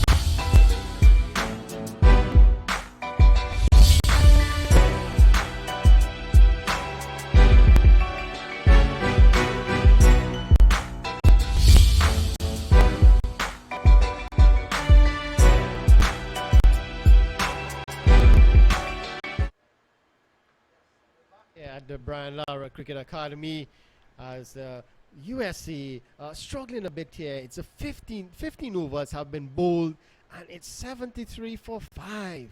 Struggling a bit here, video. A touch on the 6 per over in the last 5 overs, so they have upped the rate just a little bit. They were 4.4 in terms of their run rate after the first 10 overs. So there's been an increase.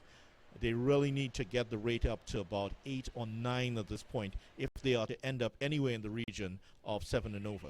Yes, and Sinclair, he's coming in for his last over, and a beautiful delivery, getting the inside edge of the bat, passing the keeper, passing the stumps first, then passing the keeper, and the fielder at short fine leg, he runs around and tidies up, and they get through for a couple. So a very good delivery there to start for Sinclair. Certainly, maybe a touch on that to take it away from the keeper, and De Silva was certainly in contention for a stumping there, but maybe just a slight deflection, the French cutter maybe, as they call it, and away for 2. Yes, definitely French cut away as Sinclair comes in to bowl, and this one is worked away, but straight to the captain there, Yannick Correa, and no run. So Gore is really, as you mentioned, he's struggling a bit. He's 7 from 12 deliveries. It is not what you want in a T20 affair. As again looking to go down the wicket, but again straight to that fielder at mid wicket, and there's no run. Yeah, that's been the problem for the USA today. The bowling has been tight. It's been very good from the West Indies emerging players. But what they haven't been able to do is to rotate the strike. They've been hitting the fielders too many times. Yes, as Sinclair continue. And this one is a faster delivery. This time they get through, run through for the single. Again off the pad. No, it's actually bat involved. Yes, no signal from the umpire. So maybe just a little touch there on that one. And Sinclair's pushing it through. He's not pretending to turn it very much. So what they really need to do is to play him as a medium pacer at this point. Just trying to push him in the V and get those singles. Yes, definitely, and you will get a bad ball now and then. It's Sinclair, and this one is, as you mentioned, and that's wonderful work there by Sinclair of his old bowling. At the end of that over, it's 76 for 5. That's a wonderful stop there, and he dived across like a goalkeeper. If it was David De Gea, it might have been 4 though, but good stop. Yes, And it's this time, looking to pull away and cut this delivery, which is not required. It's close to him, not making any contact. That's the end of the over. It's the end of the 16th over. It's 76 for 5.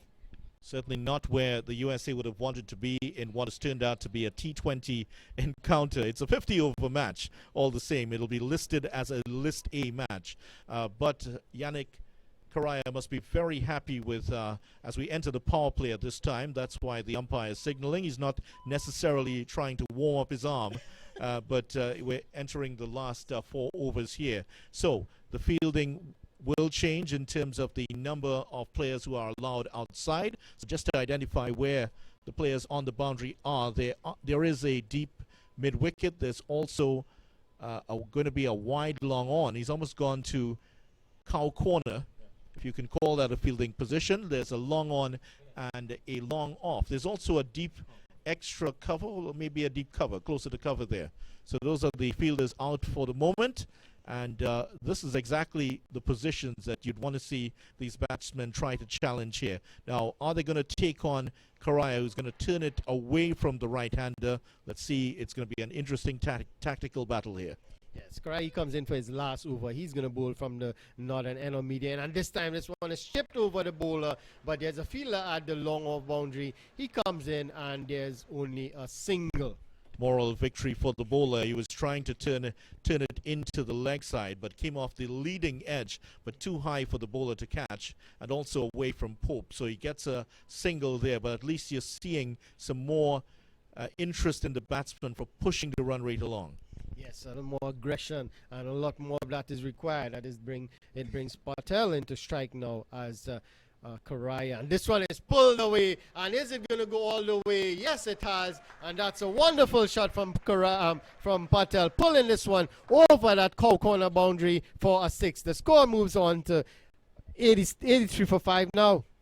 And a very good shot by Patel. He saw it coming, made the space and the adjustment, and pulled it over cow corner. As we mentioned, there are 2 fielders in that position. He took them on, and he got it all the way. Yes, he got it all the way he did. He took them on, and it was a good shot. It was a short delivery, a poor delivery from Correa in any sense.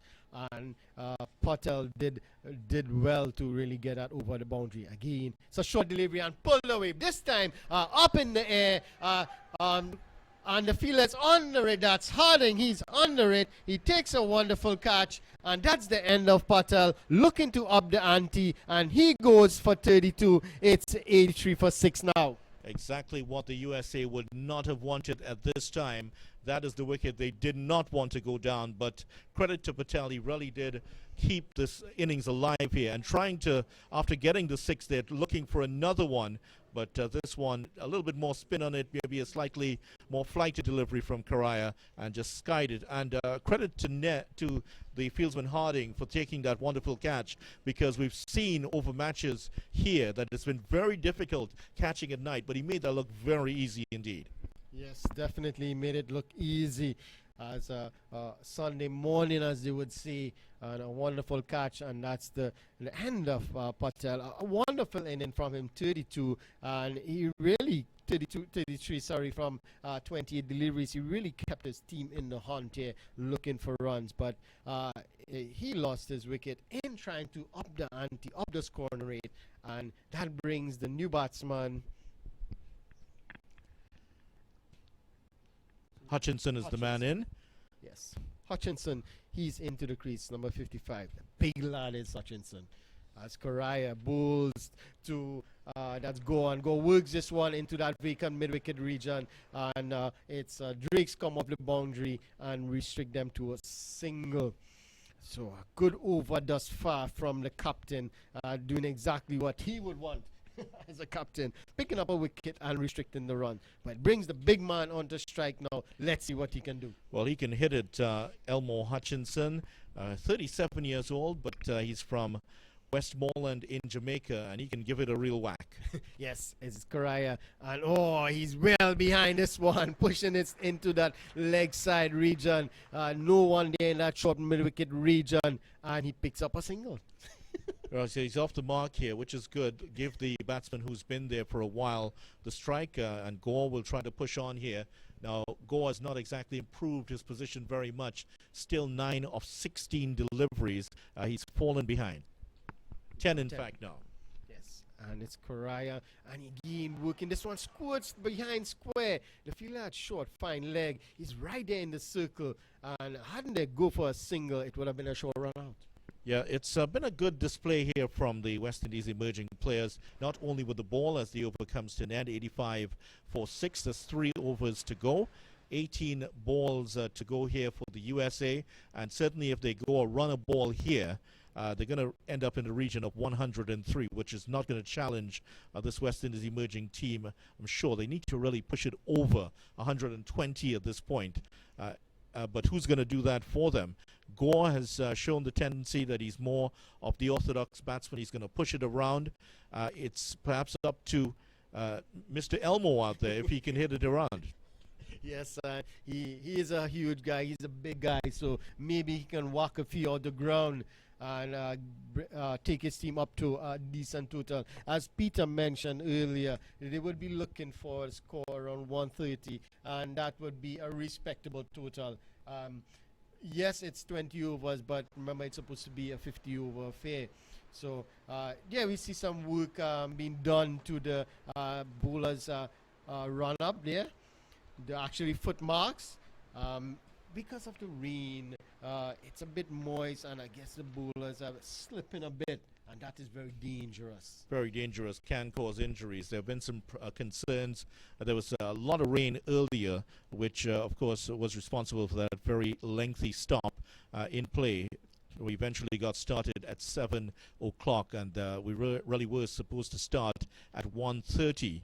So that the delay was responsible for that. We saw some unusual ways of getting play started. Actually, the caterers, they borrowed some of the heating apparatus from the caterers and put it on one of the spots just on the southern end to heat it up. And that stayed on for almost an hour. The food, I understand, was not too hot, but the pitch was very hot after that. Well, it was hot here, but it required that spot really needed some heat to really dry it up after that mishap with I think some water. Well, if the food wasn't quite that hot, that's fine. Once the cricket got started. Yes, definitely. As Harden, he will pick up the attack from the southern end, and that's a full toss, a full delivery. It's a legal delivery, and a bit of misfield there by the fielder at that fine leg boundary and the third man boundary. My apologies, and they pick up a double. So that takes the total now on to 87 for 6. That one slipped out of his hand definitely there, Harding, and maybe a foot higher, and that could have been considered as a beamer. It certainly wasn't what he intended to do, but because of the dew, which we're seeing a lot more of now, that's why the ball slipped out of his hand. And the umpires, I think, took a fairly lenient view of it. Yes, and he had the towel out wiping the ball as he runs in to bowl to Hutchinson. And he has an almighty whack at that one. And that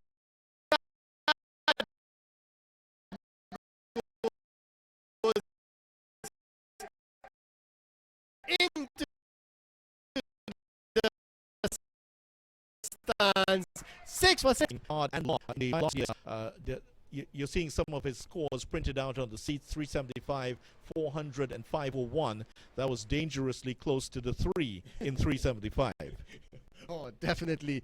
The fielder, all he could have done was just look at it sailed over his head.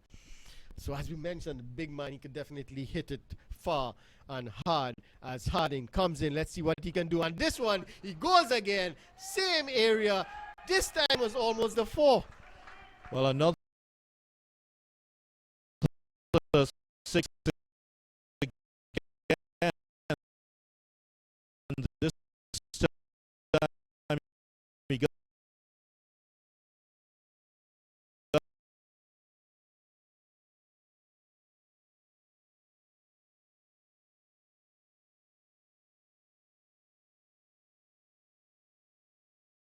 started cutting the youngster under pressure, the first bowler to really be under the gun here. And I think this is the point where you hope that Karaya would have been a little bit closer to his bowler. In fact, he's running away from that mid-wicket position to deep backward square leg, which is certainly not where you would want him to be. Exactly. I totally agree with you. And no one came up to the young man and tell him, well, okay, it's okay. Continue. Just take your time. And he goes again. And this time a good shot for LBW, not outside umpire. That's a good shot. That looked like it hit him somewhere middle on leg. Well, it may have been going down the leg side, and Harding has a very interesting run-up. He seems to just slow down before he gets to the wicket itself, before he delivers, and his feet just seems to skip one way and that instead of a sort of a streamlined, smooth approach into the wicket. Slight zigzag there, and it went down the leg side out of his hands. Yes, definitely. So, not outside umpire, and they sneak through for a leg by. That's the 100 up for the USA in the 18th over as Harding. He continues. And this one, and again, looking for a single that's not there. Good work by the keeper, De Silva, to get around quickly and prevent any single at all. Yes, so the USA, this is their best over of the innings. Those 2 sixes certainly have pushed them back into contention here. They'll have to bowl very well to win this match. If they can get 20 more runs in the 2.1 overs remaining, that's going to be a good effort for them. But I think Hutchinson is the man, and certainly they have to get him back on strike. Most definitely, he's the one who's been hitting the ball. And this is the last delivery for this over, and this one is pushed away into that offside, and they run through for a single. So Hutchinson, they get that single. Hutchinson, he's not going to be on strike for the next over. It's going to be go on strike. It's 101 for 6 in the 18th, after the 18th over. So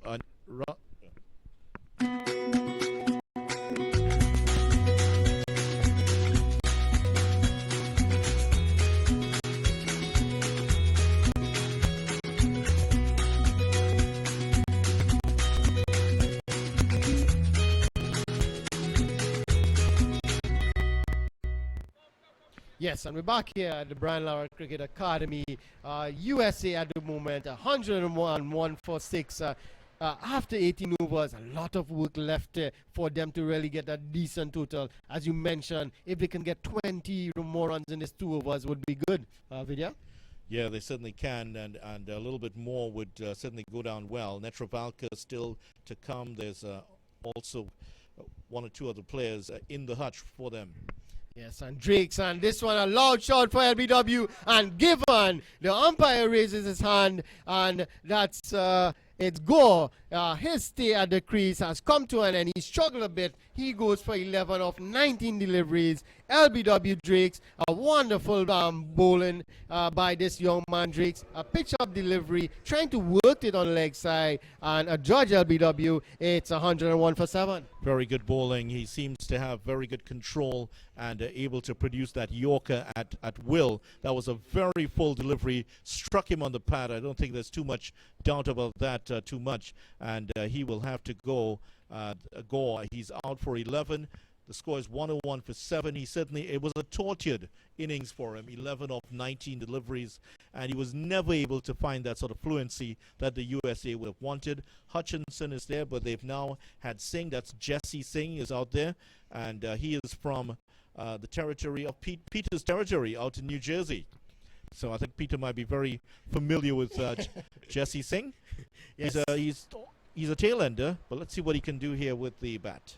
Yes, he just needs to stick around a bit, rotate the strike, give the strike to Hutchinson, who's really hitting the ball, striking the ball nicely. As Drakes, he's going to continue. After getting that wicket, he's going to be full of confidence. And again, looking for an LBW shot.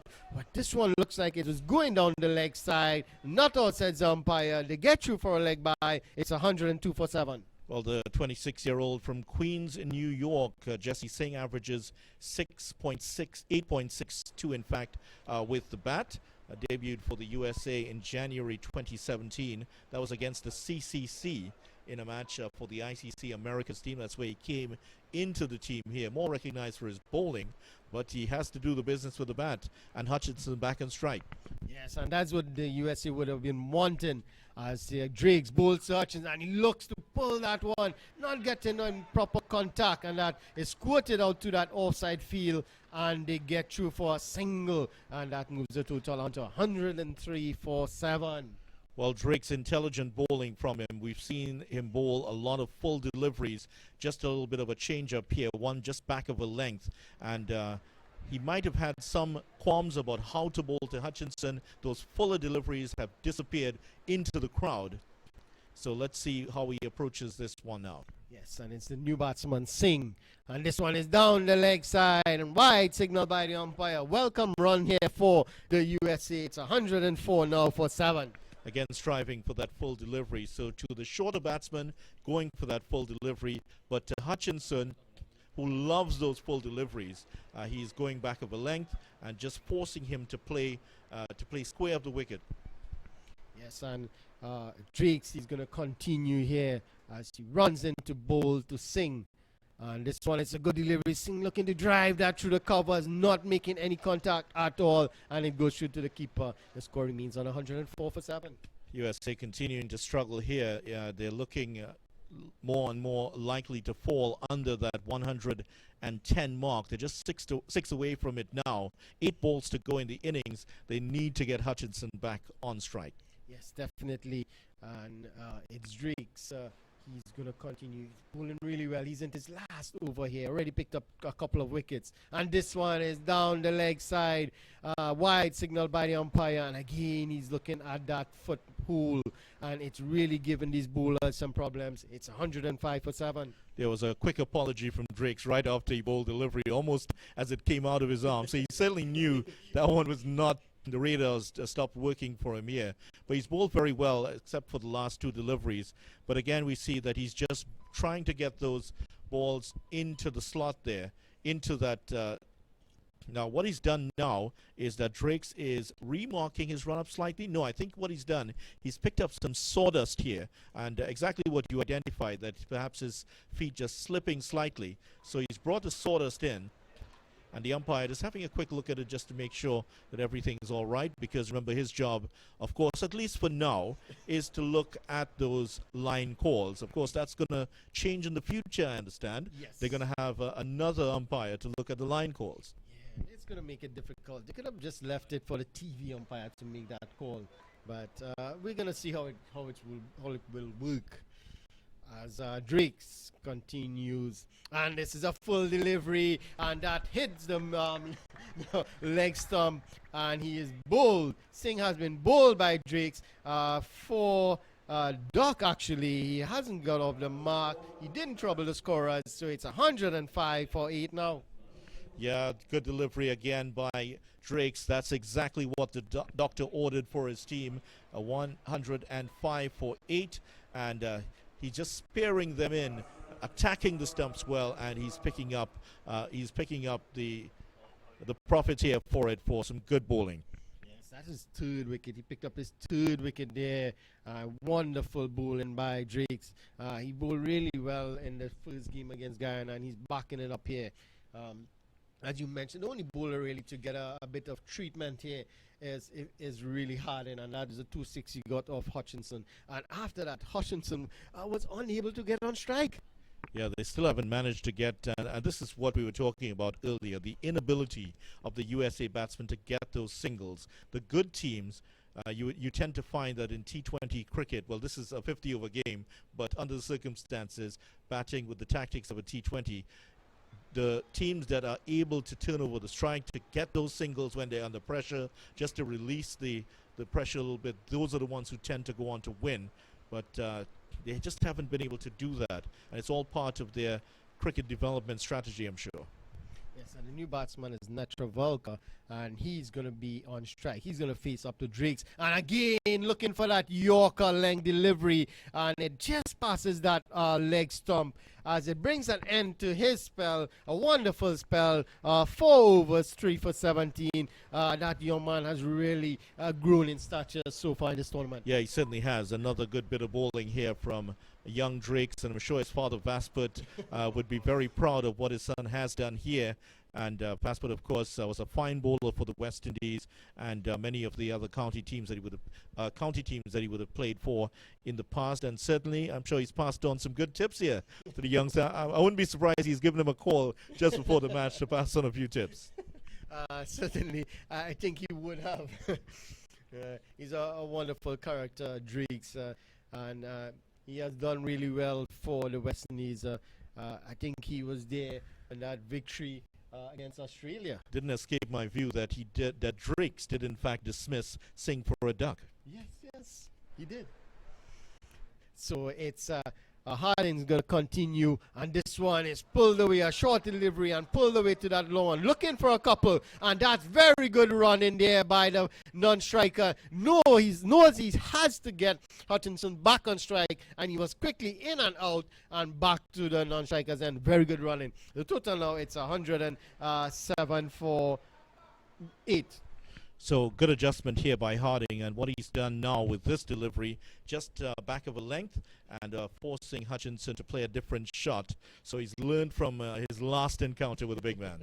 Yes, short of a length delivery, and that's what Drake's also bowled to Hutchinson as Harding comes in, and what's he going to do? Again, and this one is muscled away straight to the fielder. A wonderful catch taken there at deep mid-wicket, and that's the end of Hutchinson. A shorter delivery, looking to pull that one, didn't make proper contact. The fielder at the deep mid-wicket boundary did well to come in a bit and take a low catch, and that's the fall of the 9th wicket. It's 107 for 9. 107 for 9. That was a very good catch by Cato. Not sure how much he saw it, though. He seemed to just perhaps lose it in the lights, but as it got closer to him, he got closer. He managed to make the step forward and take it low down. It would have appeared a simpler catch, but that one certainly was traveling from Hutchinson, and he did well to hold on. Yes, and that brings the last man into strike. It's Timal Patel. He comes to the wicket, and we don't know how much he is good with the bat, what he's capable with, but he is a short man, as we can see, short in stature, but I'm sure he's very big with the bat or the ball. Well, I think he's the shortest man on the field, because we've seen quite a few batsmen with that low center of gravity, let's put it that way, and he has the lowest center of them all. Yes, he should be very stable with the low center of gravity. I think Lionel Messi might be a bit taller than he is.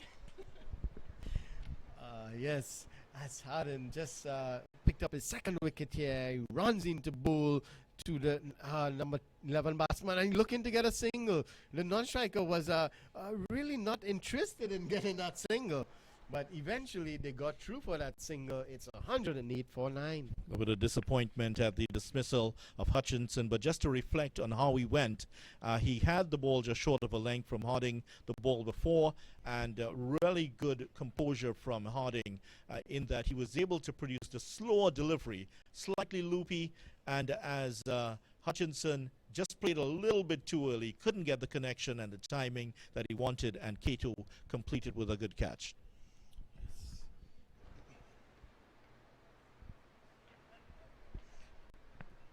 It's Harden into the new batsman and this one is hit straight down the ground. Oh, the good work there by the fielder. He slipped as he collected the ball, and is it going to be a run out? Yes, there is a run out, and that's the end of the inning. It's Patel. He's run out for no score, is it? Yes, no score. Natravalka, sorry, he remains not out on 2, and it's 109, I believe it should be. All out, I believe it should be 109. All out in the 20th over.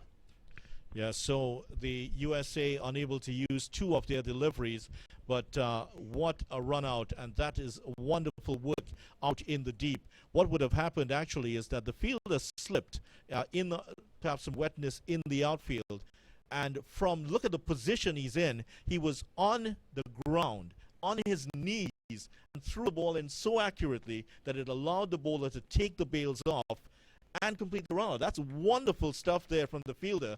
and accurate throw to effect a run out, basically with your knees on the ground. Yes, that's wonderful. And you see a lot of that now in cricket. Fielders diving around to collect the ball. And while they're on the ground, they're throwing very hard, very accurate throws into the batsman for a run out. So at the end, that's the end of the USA inning. I believe it's 109 all out here in the 20th over. It's not the total they would have wanted by any stretch of the imagination. As Peter mentioned, they would have wanted to get somewhere in the region of 130. But at the end of it, being a T20, most of the batsmen were out of character in trying to get quick runs, and they perished. At the end of it, it's 109 for 10, not a good total. Certainly, it is a total that the West Indies emerging players would have been proud that they've been able to restrict the USA team to 108 for 9, just 5.49. Certainly, there was an improvement in the USA innings as they went through, but certainly not enough of the batsmen got in. Patel getting the 32, 18 for Hutchinson, and there was also... Yeah, so we had 15 for Xavier Marshall, of course, was the first to go for 9.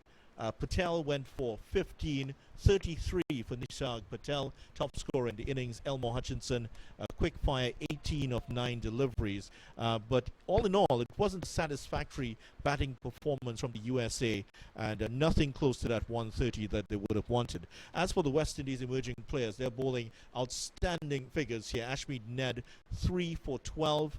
Keon Harding, who started off with 2 for 29, got a bit of tap from Hutchinson, but recovered well to take the wicket, and it's good to see the character that he displayed. Dominic Drake's 3 for 16 off his 4 overs. Excellent bowling from him, and Yannick Carrier just that 1 for 31. So, all in all, a very good performance from the West Indies emerging players. It's only half of the battle, though. They need to go now and do the business with the bat. Yes, definitely. So let's recap. It's a 20 over affair. Mind you, it's the Super 50 tournament, but because of the rain and some issues with the pitch, it was reduced to a 20 over match. The West Indies emerging players won the toss and elected to field. They inserted the USA to bat, and some wonderful bowling, as you mentioned, backed up in the field by some wonderful fielding and catching, and they eventually bowled the USA out for 109 and some wonderful bowling. And as you mentioned, now they have done half of the work. Now it's to go out there with a bat and finish the job off. So we'll take a few minutes break, and we'll be back here and as you rejoin us for the West Indies emerging players as they try to get 110 for victory in their 20 overs.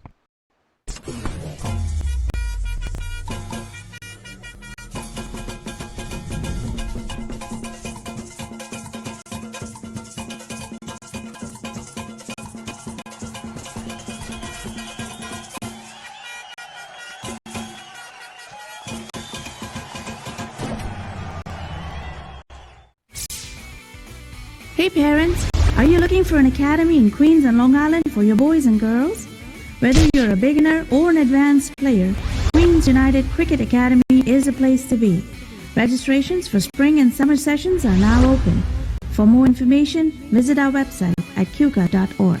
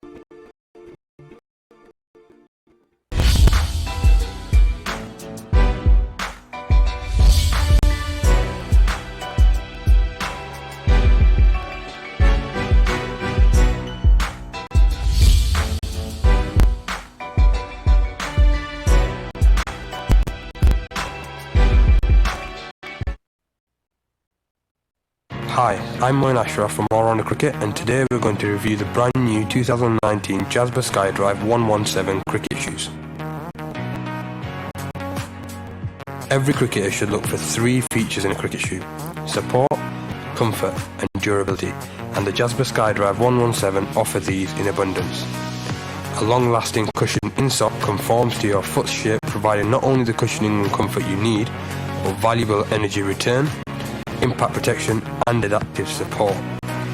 On the market for $59.99, these cricket shoes are a high-level cricket shoe at a fraction of the price.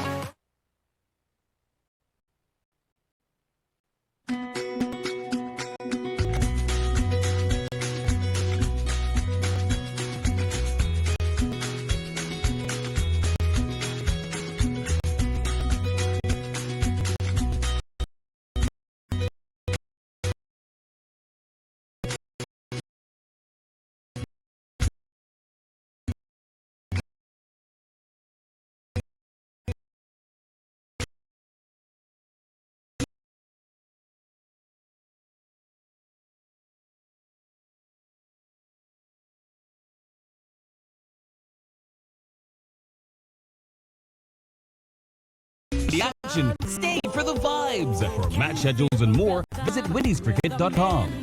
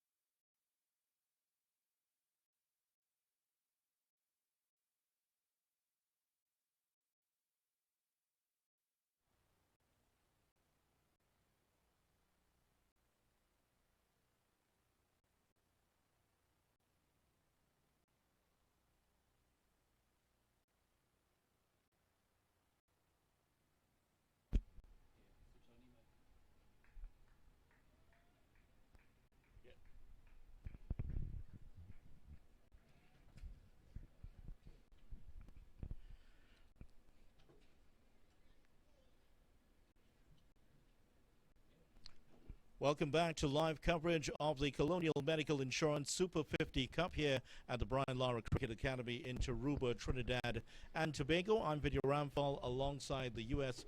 cricket writer Peter Della Pena.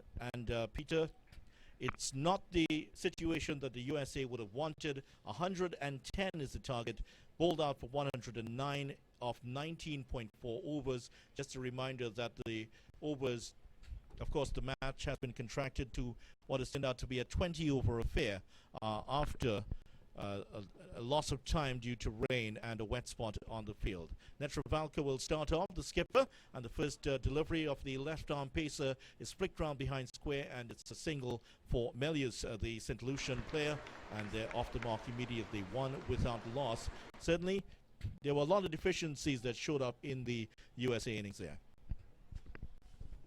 Well, at the start, they were really struggling for boundaries, and that really set the tone for the rest of the innings. It wasn't really until Nisark Patel and then later Elmore Hutchinson coming in and hitting a few big sixes later in the innings. It gave USA some respectability, but still it's going to be very, very difficult to defend this 109. Yeah, they're going to have to bowl very well indeed. That's a single that's brought the big man, Gidron Pope, to the strike. 22-year-old from Mount Greenland in St. Vincent and the Grenadines, and he's facing up to the left-handed Netravalka, the captain of the USA team, number 20 on his back. That's swinging, and he gets to the outer edge of the bat. That's very quickly down to third man, and that's a one to Pope. Both batsmen off the mark. So immediately we're seeing that Netravalka is getting that outswing. He's getting the ball to swing away from the right-handers. Left-handers, in fact, sorry. So trademark of his bowling, he does get very good early swing, and then later in the innings, when the ball's a bit older, he's an excellent change of pace bowler, bowls excellent cutters, keeps batsmen off balance, gets most of his wickets actually later in the innings when the ball is older, and he mixes up his pace and uses variations very, very well. He's in once again to Melius, and he's hitting that one straight. It's just going to elude the fielder. In fact, it drops on the disc, which marks the 30-meter circle, and he didn't time it at all, but still manages to get two. It's four without loss, and Melius, just rehearsing the shot, wasn't too happy with it. The man who made his list day debut right here at Aruba back in 2018, West Indies B versus Canada. He's one of the more promising young players in West Indies cricket, and certainly another opportunity for him to give us an idea of what he's all about. And once again, it's Netravalka will continue, the left-arm pacer. And Melius there settling into his stance. The left leg certainly not in line with the right, just slightly away to the leg side as he faces up. That's down the leg side, and it has been called a wide. And that movement that would have been a perfect delivery for a left-hander has resulted in a wide to the right-hander. Just going back to the previous ball, Aaron Jones was the fielder at mid-off, and he was wrong-footed. That ball was in the air for quite a long time, and if he had gone back with his first step, he could have converted it into a possible chance, but he came forward initially, misjudged the ball, and that allowed the ball to just drop on the edge of the ring, and Melius came back for the two. Netravalka again from the northern end into Melius, who's going into a big drive, misses it, and the ball is already back in the bowler's hand as the debutant, the keeper for today, that is Homraj, just throws it back to his captain. And certainly a proud moment for Homraj. He struggled with the bat, and here he is encouraging his newly found teammates as he claps the gloves vigorously behind the batsman. Homraj, special moment for him, not just making his USA debut, but in the West Indies, here in Trinidad. For those of you who weren't listening before, watching before, grew up in Guyana, former Guyana under-19 cricketer. This one down the leg side again. That one is a wide, and the umpire takes a while to signal it, but it was a wide all the same. Just maybe ensuring that he didn't see a little touch onto the pads, but it was maybe about 6 inches or so away from that. So another single takes the score up to 6 without loss. The West Indies emerging players chasing 110 for victory. Wouldn't be surprised if at some point here, if he keeps struggling with his line on the leg side, if Netravalka decides to come around the wicket to try and correct that, staying over the wicket for now. As he comes in again, bowling to Melius. This one is driven more convincingly, and that has gone one bounce into the boundary for 4, hitting through the line of that delivery very well. This one did not swing in such a pronounced way as the others, and that one, the batsman playing very well down the ground for 4, 10 without loss. Everything so far in this first over has been pitched up on a full length, and when he's getting that swing, you do want to keep it pitched up, encourage the drive, and there was an opportunity, the previous legal delivery, where it did sneak through between bat and pad, so I don't think Netravalkar will mind that shot from Melius. He's in once again to the St. Lucian, who is looking at him intently. This one is a much fuller delivery, which he clips behind square and picks up a single, and it is the end of a very eventful first over. The West Indies emerging players are 11 without loss. They're chasing 110 for victory, and the USA have it all to do here. You get the feeling, Peter, that if they want to win this game, the USA have to bowl out this West Indies emerging players team. And their best bowlers traditionally have been spinners in recent times, and mentioned off there, wouldn't be surprising to see USA open the bowling with a spinner, and it looks like that's going to happen for the second over here. Kareem Agor, the left arm spinning all-rounder, has the ball in his hand. He's very accustomed to opening the bowling for USA, whether it's 50-over cricket or T20 cricket. And with a right-hander on strike, you've got a left-arm spinner turning it away. He's not the biggest turner of the ball, but he's very accurate. Bowls stump to stump, darts it through the air quite quick, doesn't really give the batsman an opportunity to come down the pitch to him. He's got Xavier Marshall in it slip to start off, and Kareem Agor generally has been an attacking option for USA in the opening phases of play.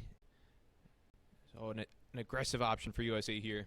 Left arm orthodox score. And this one, a wild swing. He's taken the edge. He's gone. And that is the first wicket gone. And it certainly was a bit closer to him than he expected. And Melius, they're trying to force the issue, trying to force it through the cover region. Gets an edge and well taken by Homraj. That is the first wicket. 11 for 1. And Melius out for 8. Well, there you have it. Kareem Agor. He's got a knack for this for USA. He's only 21, the youngest guy in this team, and yet in the 7 or 8 months since making his debut in March, he's always risen to the occasion. Right there, again, he's not a big turn of the ball, as I said before, and bowls that stump-to-stump line. I think Melius was expecting that to turn a bit more than it did. Instead, it just kind of slides on. He went back to cut, and that lack of turn cramped him for space, resulted in that edge behind and well held by Akshay Homraj. So Kareem Agor, who in August had a spell of 4 overs, 2 maidens, 3 for 5. What a spell. In a do-or-die match against Bermuda at the T20 World Cup qualifier, regional qualifier in Bermuda. That's the kind of bowler he is for USA, and it's not surprising whatsoever to see him make the first strike here. And the man who's had links with Antigua, of course, born in the Bronx in New York, I understand. So the New York moment for him, perhaps. 11 for 1, and he will continue here. He's over the wicket now, and this one is down the leg side, has been signaled as a wide, and the new batsman is Julian. And Julian just trying to paddle that one down the leg side. There's actually a very wide gap. There's a, can we call that a backward square leg in place here? As Julian is forward to the next one, there is no run. But the fieldsmen outside of the circle are at deep mid wicket and also at long on. So if he had gotten any sort of a touch on that, it would have run away all the way down for 4. His score continuing. And the batsman is dabbing at that outside the off stump, and it's taken by Homraj once again. He looks very accurate indeed, Gore. Again, it's that lack of turn. I think Julian was expecting it to come in a little bit more. It just held its line, and he was beaten outside on the outside edge. So when he's tugging that one on the onside, just away from the fielder at that very short mid-on, and it runs away down to long on for 1. They're only going to get 1. Pope has not seen much of the strike so far, just one ball he's faced, and now belatedly gets a chance to face up to Gore, who is coming up to the end of his first over. Elmore Hutchinson at long on, Monang Patel at deep mid-wicket. Elmore Hutchinson, the tallest man on the field, so it's going to take something big to clear him on the boundaries. Very safe hands, and USA with a slip in place. Marshall. It's Gore to Pope, and Pope on the back foot just turns it into that vacant forward square leg position and picks up one. So he's perfect so far. 2 of 2 deliveries. Gore has another ball to go in this over. It's 13 for 1, and the USA have kept it tight. And Gore, similar in ways to Carrie Peer, the Trinidad and Tobago left arm orthodox bowler. Let's see what he can do with this delivery, which is turned on the leg side again, but straight at the fielder, and there is no run. Julian stays at the non-striker's end, and it is the end of the over, and at the end of this over, it's 14 for 1. West Indies emerging team in search of 110 for victory. Actually, I forgot about the wine. There's another one to come. It looked like they were just about to change, but now here is the end of the over, Peter. And at the end of it, 14 for 1. I counted 7 balls. I think we had it right, Vidya. I'm not sure what happened there. I score by hand for people. It was down the leg side. One down the leg side. I still had the 6 balls, including the wide. So I'm not sure what happened. Didn't matter regardless, because it was a dot ball in the end. So no harm done. So Julian and Pope out there. Pope, who was well known came to prominence in the West Indies for his innings, which he played at the Under-19 World Cup in 2016, when the West Indies conquered the world for the first time as an Under-19 outfit in Bangladesh. Outstanding moment, and he was there to provide those quick-fire starts. Just faced the 2 deliveries, picked up singles, and if he can get going here, it could be a very short evening. Quick bowling change here. Stephen Taylor on the ball, off spin in place of Netravalkar. And he's getting big turn with his first delivery. Punched to mid-off. Netravalkar. Stephen Taylor, another one for USA who's very accustomed to bowling the power play. And a good move by Saurabh Netravalkar, the captain, because there's 2 left-handers at the crease. An off-spinner turning the ball away. And based off that first delivery, seeing the prodigious turn that Stephen Taylor just got, it'll make Gidron Pope and Melius thinking. He's got to slip in place with Marshall. Now another fielder coming from the leg side into the offside, Monang Patel. So they've got a backward point, cover, extra cover, and kind of a short extra cover with Monang in the offside ring. Taylor again, this one is a straight to delivery to Pope, which he just drives to cover. There is no run. There's a cover. There is a backward point, an extra cover, and also a man in that shortish extra cover position. So a ring of 4 fielders on the offside for Taylor. This one, Pope is tugging on the onside. That's 4. That is a wonderful, beefy biff down to the long on boundary for 4. It was fuller than the previous deliveries, and he gave it the treatment. 18 for 1. Fuller and a touch straighter too, and with mid-on up in the ring, driving in the air to save shot, cleared Saurabh Netravalkar easily. Long off and deep mid-wicket, the 2 boundary riders right now for Pope, so crisp boundary through mid-on. Stephen Taylor is celebrating his 26th birthday today, and his next delivery is defended. There's no run. And Taylor from Hialeah in Florida. I'm sure that he's born to Jamaican parents, so there's some West Indian flair in him after all. That one he's appealing for an LBW decision. He's been given here. Well, that looked like it was heading down the leg side, but it definitely turned back. Did that one pitch down the leg side? But all the same, it pitched, according to the umpire, on the line of the stumps, straightened, and it is LBW. So Pope is gone, LBW for 6. I'm curious to see a replay on that because it was full. The only question was whether it was turning and straightening enough. It looked like it pitched in line with the stumps.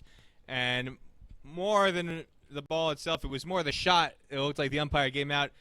Sweeping across the line is always going to look ugly in that situation for an umpire. And Taylor getting it full, teasing Pope into that sweep. And the umpire took his time but eventually raised the finger. It was a convincing appeal from Stephen Taylor. And He's somebody who, in recent times, has bowled a lot more frequently than in the past. He started off his career as a wicketkeeper. So if you look at his career stats, he hasn't bowled a lot of matches despite this. He hasn't bowled a lot of overs, excuse me, despite this being his 61st match tonight in 50 over Cricket for USA. But coming into this match in his career, 48 wickets at an average of 22 and an economy of 3.91, has 3 5-wicket hauls for USA. That's more than any bowler in USA's one-day history. And he's just got a golden arm, a knack for taking wickets. And will that golden arm pick up a few more peppers here? 18 for 2 now. Taylor outside the off stump. That's turning back viciously, but the batsman does well to defend, and there's no run. That is Justin Graves, the man from Barbados, who had a good outing with the Barbados Tridents in the CPL. As the over comes to an end, at the end of it, it is 18 for 2. Barbados Tridents, as I mentioned, that he...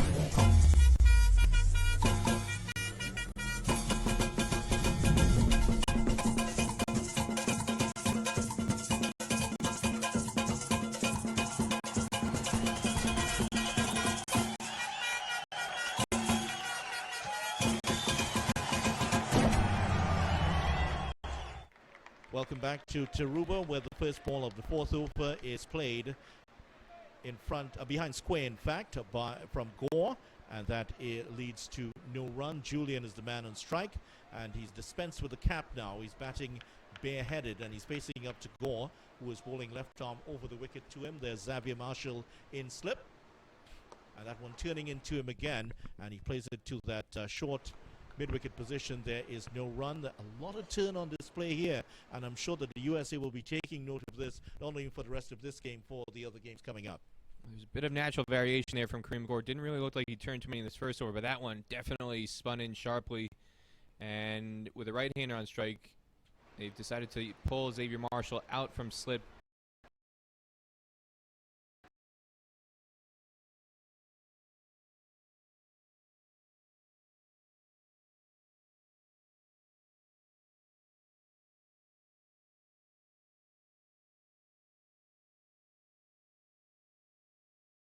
Comes down the track to the turning delivery and is stumped by Homraj. Kareem Gore, shades of what he did in Bermuda with that spell of 3 for 5 and 4 overs, taking a new ball here. And after striking in his first over, getting Melius with a quicker ball again. Julian just slightly telegraphed, coming down the wicket, just a touch, and Kareem Gore, so cagey for a 21-year-old, adjusted.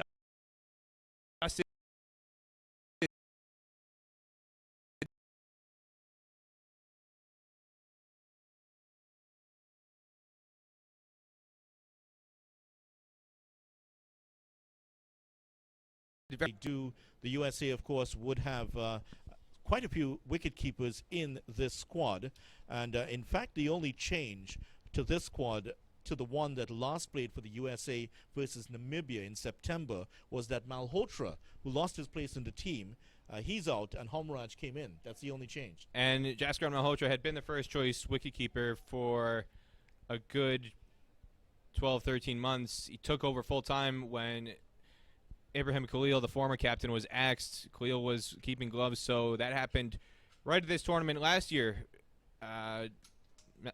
Ibrahim Khalil was dropped right before the Super 50, and Malhotra took over the gloves then, so he'd been in charge behind the stumps for a good year, and this is a big confidence boost for the entire squad, knowing that this transition has gone seamlessly so far tonight with Homraj. 2 very good dismissals early, and Xavier Marshall is back in its slip for the new batsman. Here's Gore again. This time he's bowling to the captain, Karaya, who picks up a single off the first ball he's faced, and a little better example of how to play the left-arm orthodox spinner. Just leaning on it and playing it through mid-wicket, he picks up 1. He is off the mark immediately. It's 19 for 3, and Gore's fine spell continues here. And Gore, who, as we mentioned earlier, has roots to Antigua, actually played some matches in Antigua in a match in which his father played. Isn't that a little bit too much pressure? Daddy's going to tell you when to bowl or not? Ian Gore, his father, cricketer there with Liberta Cricket Club, where Kareem is from, Hayden Walsh Jr. is from, Rakeem Cornwall is from.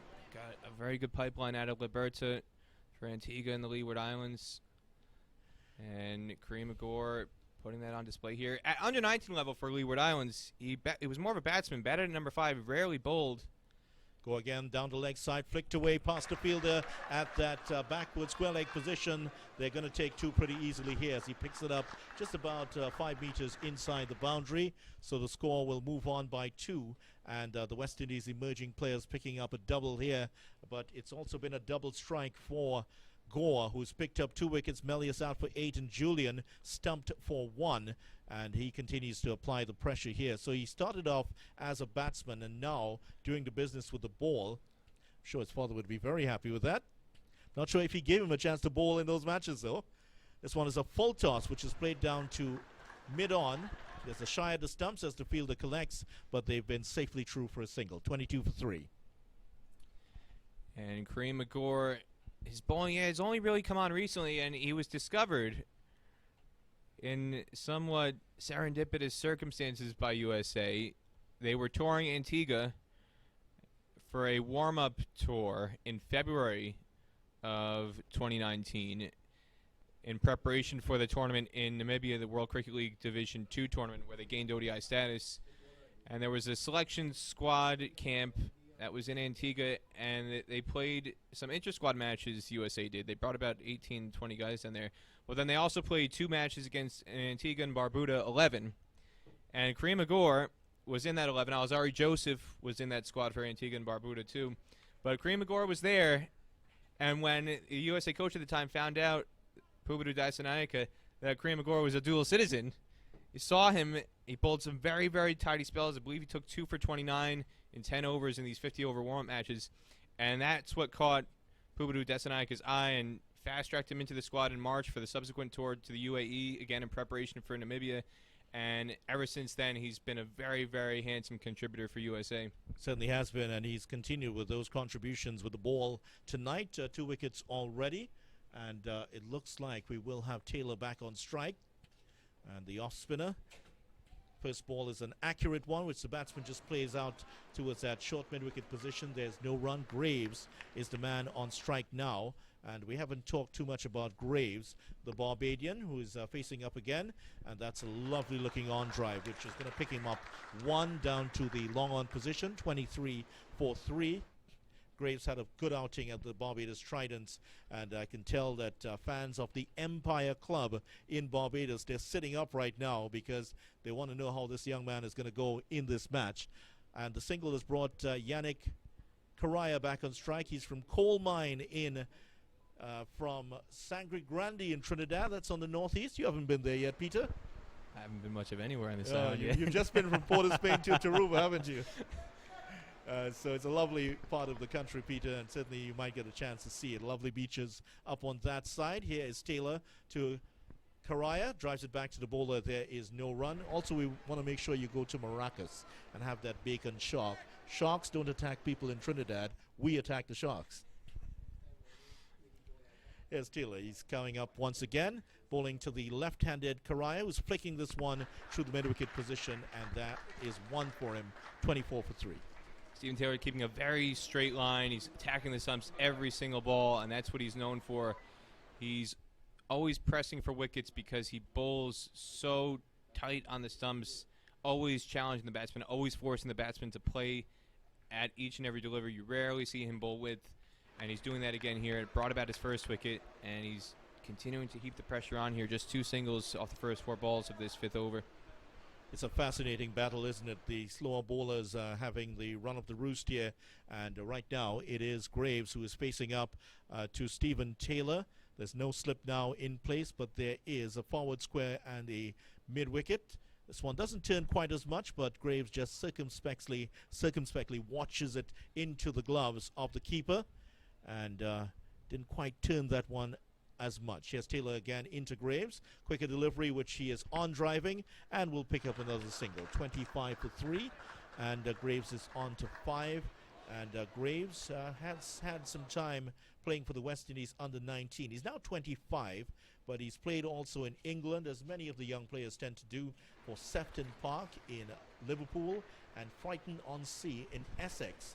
So he's had his opportunities just to get a little blooding in foreign circumstances. At Sefton Park, I believe that's part of the Lord Gavin scholarship scheme. Yes, right. And Aaron Jones of USA was a recipient Yes. of that Lord Gavin scholarship in 2013. So We look forward to see more of Aaron Jones. I understand he's very talented. he didn't get a real opportunity to showcase his skills again in this format, with it reduced to a 20-over match anyway from a 50-over match. He's USA's best 50-over batsman, but in a reduced match like this, you don't really get to see him showcase his true skills. He's USA's best 50-over bat, likes to get in and bat long, and just a low score tonight, but there's still plenty of time to make up for that. 7 more matches for USA, and we got another bowling change here. Timil Patel, the leg spinner, USA's all-time leading wicket taker in one-day cricket, coming on here now in the 6th over. 35-year-old formerly represented Gujarat in Ranji Trophy cricket before migrating to Los Angeles. Here he is, and this one is striking the batsman on the pad. Appeal for LBW. He's gone, and Graves will have to go. Looks disappointed with the decision. He was reaching for it, didn't get a touch, and into the pads. I wonder if he was perhaps suggesting slightly that there was a touch on the bat. He's still looking back at the umpire. He's disappointed, but he has to go. LBW for 5, and Patel strikes with his first ball. I couldn't hear 2 noises from our position here on the 2nd level. It looked like a googly.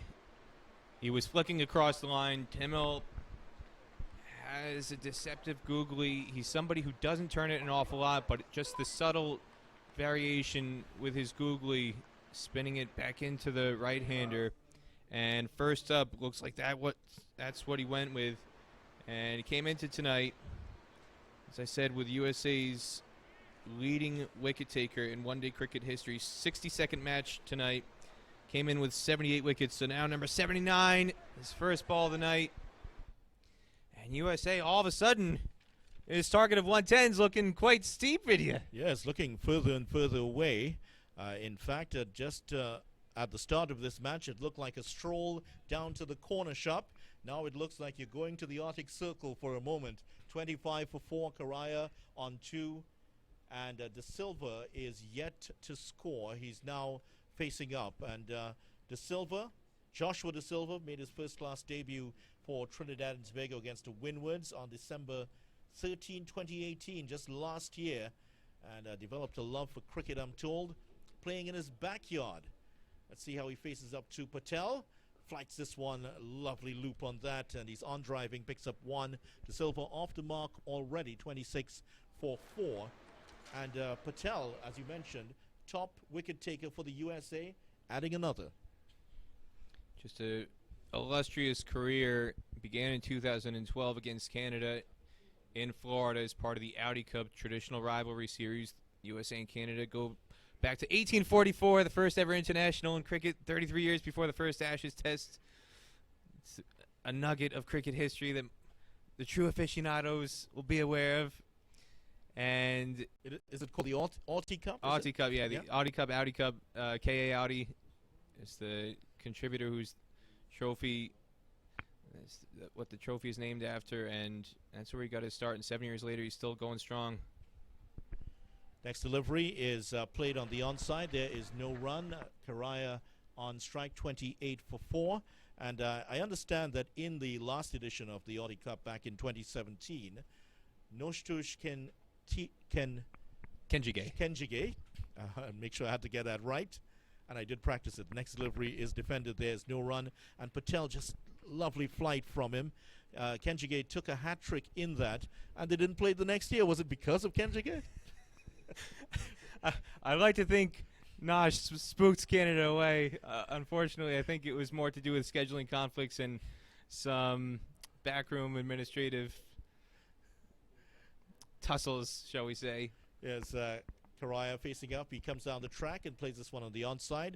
Again, there's no run. Good spell starting here from Patel. Now, Canada had held the trophy for 26 years, and suddenly the USA win it, and it's gone. What happened there? are they suspecting you all are getting too good for them? Sour grapes. Sour grapes, perhaps. On the onside is Karai. He goes down the track for the run, but luckily the fieldsman did not pick it up, and he's able to get back in, and that is without being run out. End of the over. At the end of 6 overs, it's going to be the score 26-4. Xavier Marshall was the man. Hey parents, are you looking for an academy in Queens and Long Island for your boys and girls? Whether you're a beginner or an advanced player, Queens United Cricket Academy is the place to be. Registrations for spring and summer sessions are now open. For more information, visit our website at cuca.org. Hey, welcome back to the Brian Lara Cricket Academy. There's a real battle developing here. The West Indies emerging team, they bowled out the USA for 109. They have 110 to win. They were, you would have expected they'd run away with this, but now they've collapsed to 26-4. Yannick Karaya, the captain, is out there for 2. De Silva is out there on 1. He's going to face up for the first time. And we have a bowling change. Nisarg Patel, left arm spinning all-rounder. Top scored for USA in the first innings. Came in and hit a few sixes to get USA in gear in the middle overs. Made 32 off 27 balls, the top score for USA. And he bowls quick through the air. Left arm orthodox, he's listed as outside the off stump. He's round the wicket, and that one is driven out towards deep extra cover, and there is 1 run. And the Silva moves on to 2. Karaya on to 2. It's 27-4. And some common sense batting from these two already.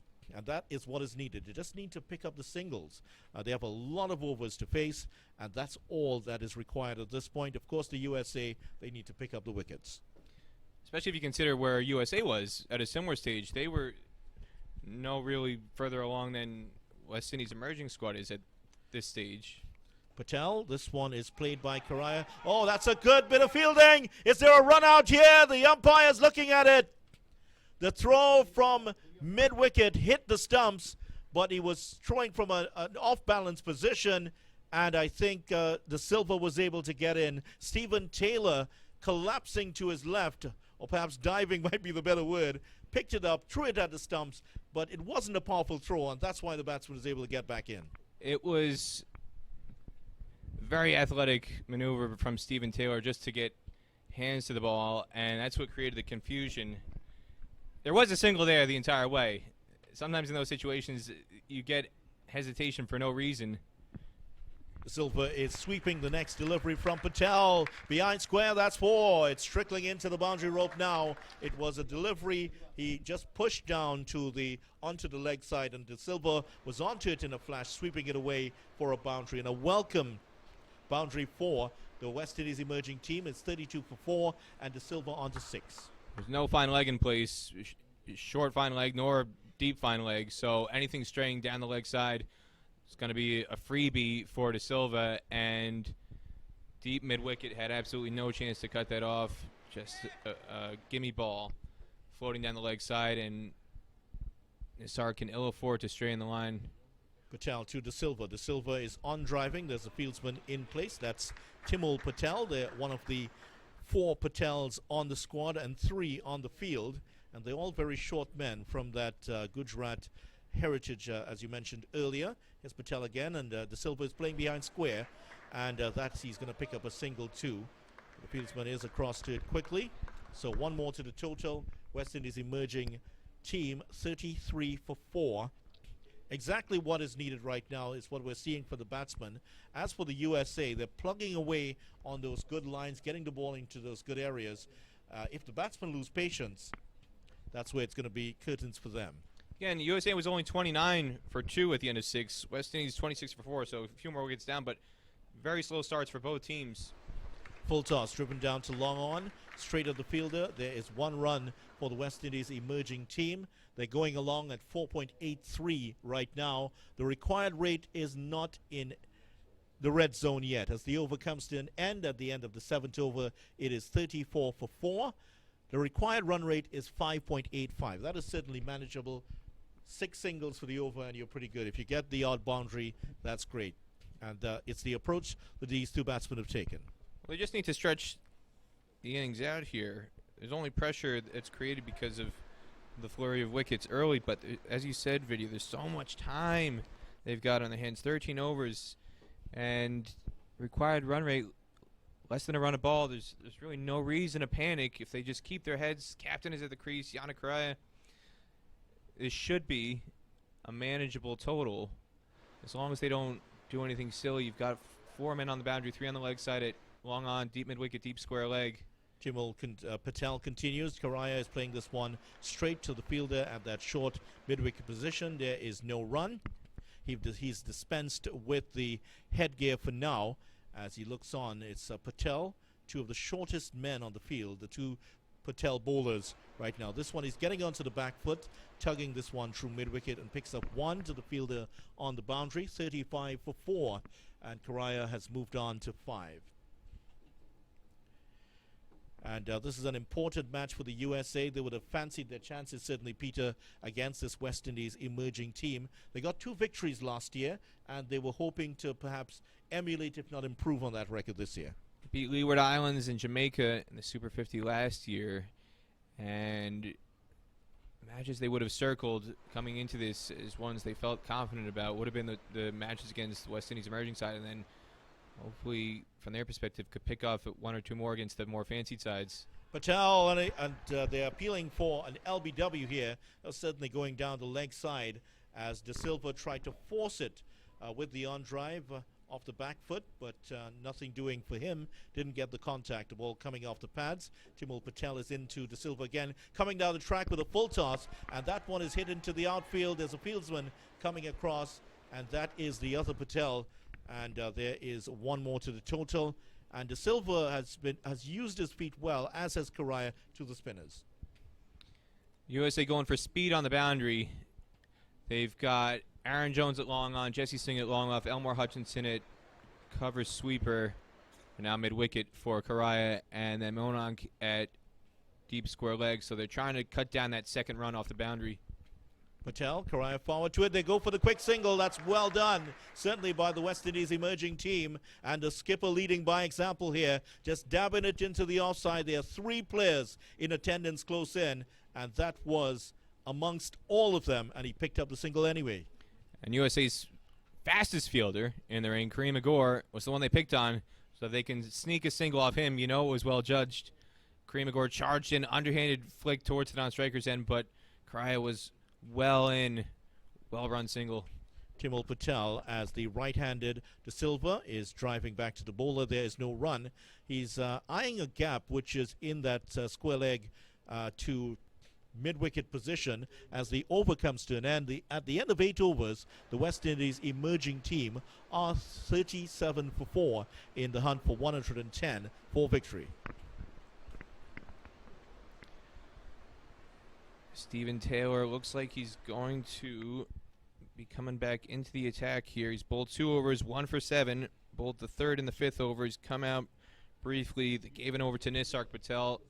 Conceded 8. Didn't like what they saw from Nisarg. So with the left-handed Correa starting the over on strike, sharp awareness from the captain to give the ball to Taylor to try and attack, prize out a wicket. With that left-hander, the ball spinning away from Taylor, and in addition to Taylor coming back into the attack, bowling, turning the ball away from the batsman, they brought slip back in place. So Xavier Marshall back in at slip. USA hunting for wickets here, Vidya.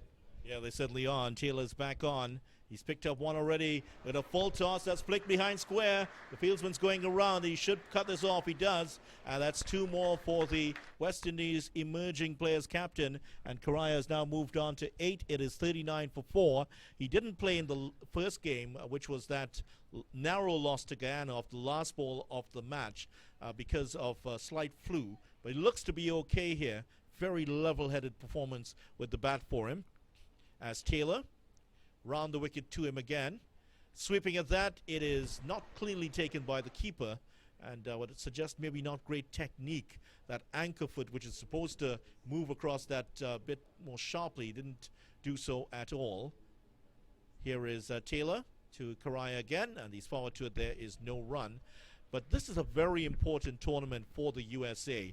After earning ODI status earlier this year, when they beat Hong Kong in Namibia to get ODI status for the first time. As we watch the next delivery, which Karaya is driving through the cover region, beats the fielder, he'll get one, and the fielder comes off the boundary to make the save, so that's one more. And you were there, Peter. That was a very big moment for USA Cricket, and certainly they want to put in some fine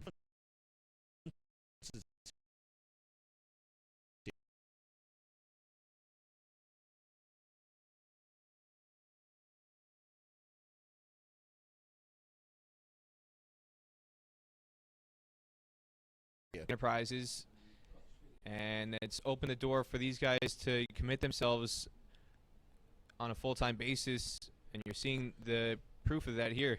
Stephen Taylor, this one he's pushing through outside the off stump, misfield, comes off the hands of Patel.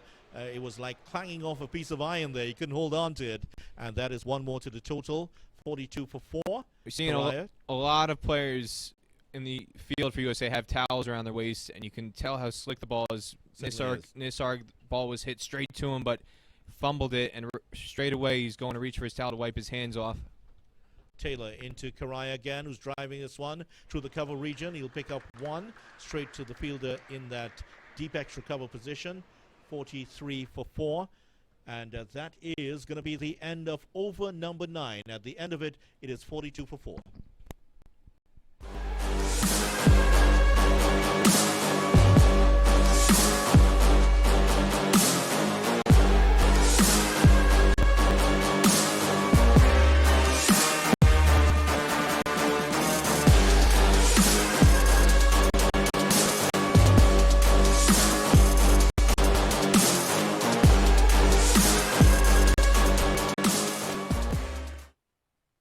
To the Brian Lara Cricket Academy, and certainly want to get some shoes like that. West Indies emerging team in a slightly better position. The last time we looked at it, 42 for 4. Karaya on 10, 9 for Joshua De Silva, and this has been common sense batting from these two players, and they have pushed the West Indies emerging team out of a position of absolute crisis. They're still not out of the woods yet, as Timul Patel continues. This one is flicked straight to Taylor. There is no run. And USA have continued here with the spinners. And Patel, in fact, is really bowling a good spell here. He's flighting the ball very well all the way through this. This one is driven to long off by Karai. He's not quick through the air, and he doesn't turn the ball much, but he compensates by having tremendous accuracy for a leg spinner, and that's what has been such a hallmark of his game over the years. He's always challenging, bold, LBW, always attacking the stumps, not so much through big turn or just big spin, but through deception. Next delivery is driven to the left of Stephen Taylor, who moves around very quickly and cuts it off. De Silva thought he had a single, but it was not on. And Stephen Taylor is something of a very good athlete. I understand he was pretty good at basketball also, and a few other sports. Maybe he could have made a living as a baseball player. As De Silva is on driving the next delivery, using his feet very well and picking up a single. He's on to double figures finally. He's on to 10, 44 for 4. Stephen Taylor is one of these kids who anything he touched, any bat ball sport, he was always going to be the best player on the field. Oh, you hate those kinds, don't you? He was probably the prom king too, for all we know. I'm sure. But he again started off as wicketkeeper. He bowled medium pace as a junior player for USA Under-19. Bowled spin, bats at number 3. He's just a very, very special talent. Patel, of course, to Karaya next delivery. He's forward to it. There is no run. 44 for 4. A player who has a lot of talent, and certainly it is the loss of basketball, but the gain of cricket that he has decided to choose this sport. Karaya forward to the next delivery from Patel. I think he's just decided, let's just play this guy out. And he certainly has done so. As the 10th over comes to an end, at the end of it, the West Indies emerging players are 44 for 4. They're in the hunt for 110. Peter, after some more comments from you, Ronnie is going to join you. Well, going back to the first innings, it's a dead heat. 44 for 4 USA after 10. West Indies merging 44 for 4 after 10. Where's your money, Ronnie? Are we heading for a tie? Oh, it's another last ball finish. There's no super overs in the 50-over competition. If it was a T20, there would be a mandatory super over. Even though this has been reduced to 20 overs, there's no super over tonight. So one of these two sides has got to come out on top. I didn't come all this way to Trinidad to watch a tie, Ronnie. Get enough of those in American sports. Sorry, Peter. Sorry. That one is cut away there by that's De Silva, straight to the point fielder, and there's no run. So it's Taylor, and he's having a good run of it here. He's into his fourth over, just picking up that one wicket, but he's very economical, just conceding 12 runs. As he bowls to De Silva, and De Silva works this one to that leg side, past the fielder at short fine leg, and the fielder at the deep square leg boundary comes in and just restrict them to a single. So that moves the total onto 45 for 4. Are they still neck and neck, Peter? Well, with Stephen Taylor keeping the pressure on, you'd say yes. Xavier Marshall, the man at fine leg, in his early years, he was a gun fielder, but he's at fine leg because he's been a liability for USA in recent times, and he's been picked on regularly tonight. They stick him in there at slip because he's sure-handed generally as a close and catching fielder at slip, but his foot speed to the ball and his lateral movement has deteriorated in recent times, and he's conceded quite a few runs tonight. It's Taylor, and this one is cut away, but straight to that fielder at point, and good work there by that fielder. Is it Patel? No, Gore. Yes, wonderful work, and he prevents any run at all. So the pressure is being put here on the captain of this West Indies emerging players team, and he drives this one down the ground for a single. And again, that's all they can get, just singles. And it's not a bad at the moment because the run rate is just it's 6.99, I believe, is it? The required run rate. Yes, the required run rate. So they need a more than a runner ball here, but pressure is being put on them. And that looks like a serious injury there for Taylor. He slipped when he was about to deliver that ball. Well, that's that end that has had several repairs or several interventions from the ground staff tonight. That's been an area of concern, and from the USA perspective, you'd hate to see Stephen Taylor sustain any kind of injury on the very first night of the tour. He's limping it off now. He looks like he's okay to continue, but that end with those foot marks, not sure what's been the issue in terms of this footing, but Taylor doesn't look like he's going to continue this over. He's in some serious pain, and it's that landing foot. It's that left leg, it looks like, that he injured. And when he was trying to land in the delivery just now, and what would have been the final ball of the 11th over, he's pulled out twice, and USA can ill afford to lose him batting or bowling-wise at the start of this tour. They're going to have to get somebody else to finish this over in a long shot because there's so many options for USA, but they want to make sure they don't burn a full over for somebody for just one ball. And long chat coming through right now. Every ball precious in this match, but you got to be wise with who bowls this ball. And Stephen Taylor now taking off his left spike, getting some treatment from the physio, who I believe also works with Trinidad in domestic cricket and also Trinbago Knight Riders. Yes, he seemed to be in a lot of discomfort after he pulled out from that previous delivery. And one would hope, as you mentioned, he had some problem previously with his ankle. So one would hope it's nothing serious. And as you mentioned, to lose a player in the first game of the tournament and an important player in Taylor, it's going to be a great setback. One would think caution would be required here, and yes, he has one delivery remaining in his spell, and it seems like he's not going to bowl it. He seems a bit in a bit of distress there, as you can see in the screen, the shot we have right now. He's just, again, it wasn't like he turned his ankle that badly. I think it was just his spikes looked like they got stuck when he was in his launch into his final delivery stride. And the umpire's going to come over and have a look at Stephen Taylor. They're doing this treatment on the field, giving him a quick ankle re-wrap from the looks of it. So I think he wants to continue.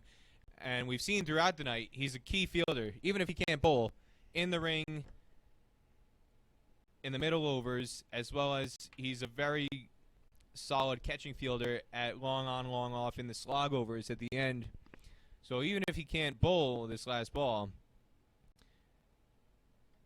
they're doing this physio treatment on him to try and keep him on the field because he's such a valuable resource. As we take a look at the replay on the screen here, and it's the left foot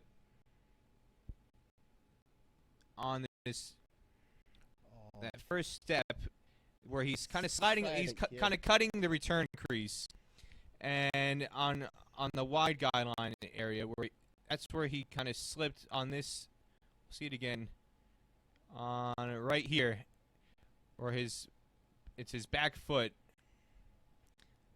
cutting that return crease, and something slipped there. He didn't get his footing. It looked very innocuous. You got to say, Ronnie, he didn't like turn it sideways, like you sometimes see in a basketball injury or a football injury where a foot gets stuck in and just the whole leg, the foot turns sideways.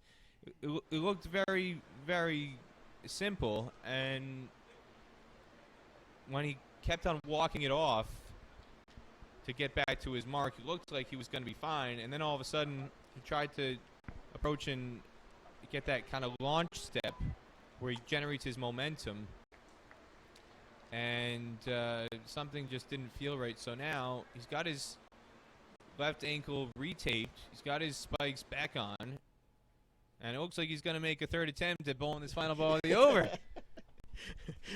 He's a thespian. He's making it very dramatic. Yes, definitely.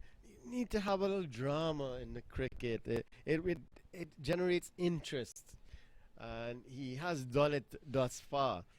And let's see, the warm-up delivery seems well. For those of you who can't see, he's got an interesting physical appearance right now. He's got his left sock hiked up all the way almost to his knee. Yes, as he bowls to De Silva. De Silva drives this one to the fielder at long off, and they get through for a single. So he eventually finishes his spell, finishes the over.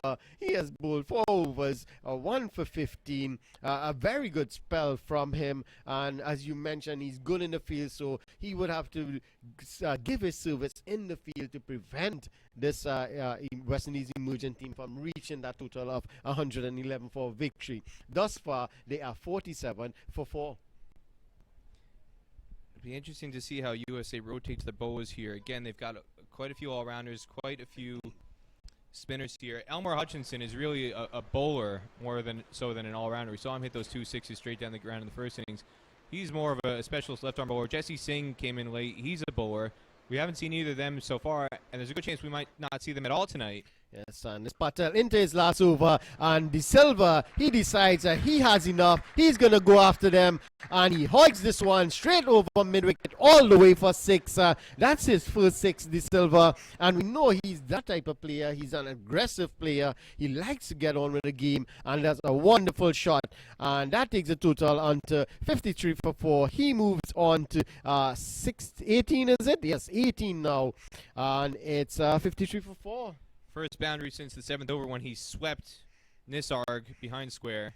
And this one looking for a single there, and a misfield is by that man again, Taylor, looking to get that single, but Taylor was quick to that delivery, and lucky for De Silva, Taylor didn't pick up cleanly, and he survived. Well, Karaya's got to be a bit more alert. Taylor's got that gimpy ankle, so you can take him on, and De Silva wanted to take him on. It looked like there was arguably a single there, but Karaya a bit cautious. Yes, and De Silva goes again, this time in the same area, 1-2 bounce into the fence, 4 runs this time, and that takes a total on to 57 for 4. And De Silva now, he decides, okay, enough is enough. We need to get on with this game, and I'm going to go after these bowlers. Well, Timil Patel, the kryptonite for him is a batsman who's willing to use his feet. Because he is so slow through the air, and he doesn't turn the ball a lot, you're rarely going to be defeated in turn. And if you're willing to come down the track, batsmen who use their feet to him generally succeed. So 2 times in a row, De Silva uses his feet, charges, flicks over that cow corner, and right away, Saurabh Netravalkar, the USA captain, is opted to plug that gap. So Monank Patel brought into cow corner. There's a deep mid-wicket cow corner, long on, long off, in place on the boundary.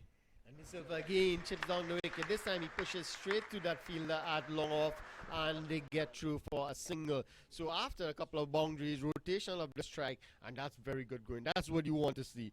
Not only just standing there hitting boundaries, but rotation of the strike. Left and right hand combination always makes it difficult for the bowlers. And again, just those 2 boundaries, all of a sudden the run rate's back in check. 6.24 and over required from here. It had crept over 7, but now very manageable target. Yes, and this time a short delivery and pulled away to that square leg region by Captain Correa, and they get through for a single.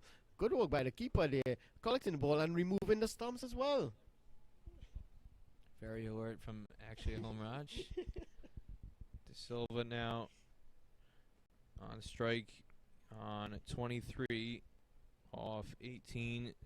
Not often tonight we've seen somebody strike at above or on a ball, but he's picked this over out to accelerate, picked on Timil Patel's last one. There's a slight delay here. The umpires want to have a chat about something. Not sure what's going on here. They're having a look at the ball. Looks like, not sure if it's gone out of shape. Those two shots hit over cow corner by De Silva might have forced replacement ball potentially to be brought out here. And it's very slick beyond the boundary. So anything time that ball goes over, that's when players have brought the towels out and they've been wiping it vigorously, as Stephen Taylor does so again. Umpires give the ball back, deem it okay to continue, and the USA's vice captain rubs the ball off and gives it back to Timil for the final delivery of his spell. Yes, as it's Patel into De Silva. That's a good delivery. De Silva works this one to that short fine leg fielder and picks up another single. That's the end of a very good over for the West Indies emerging players. It's 60 for 4.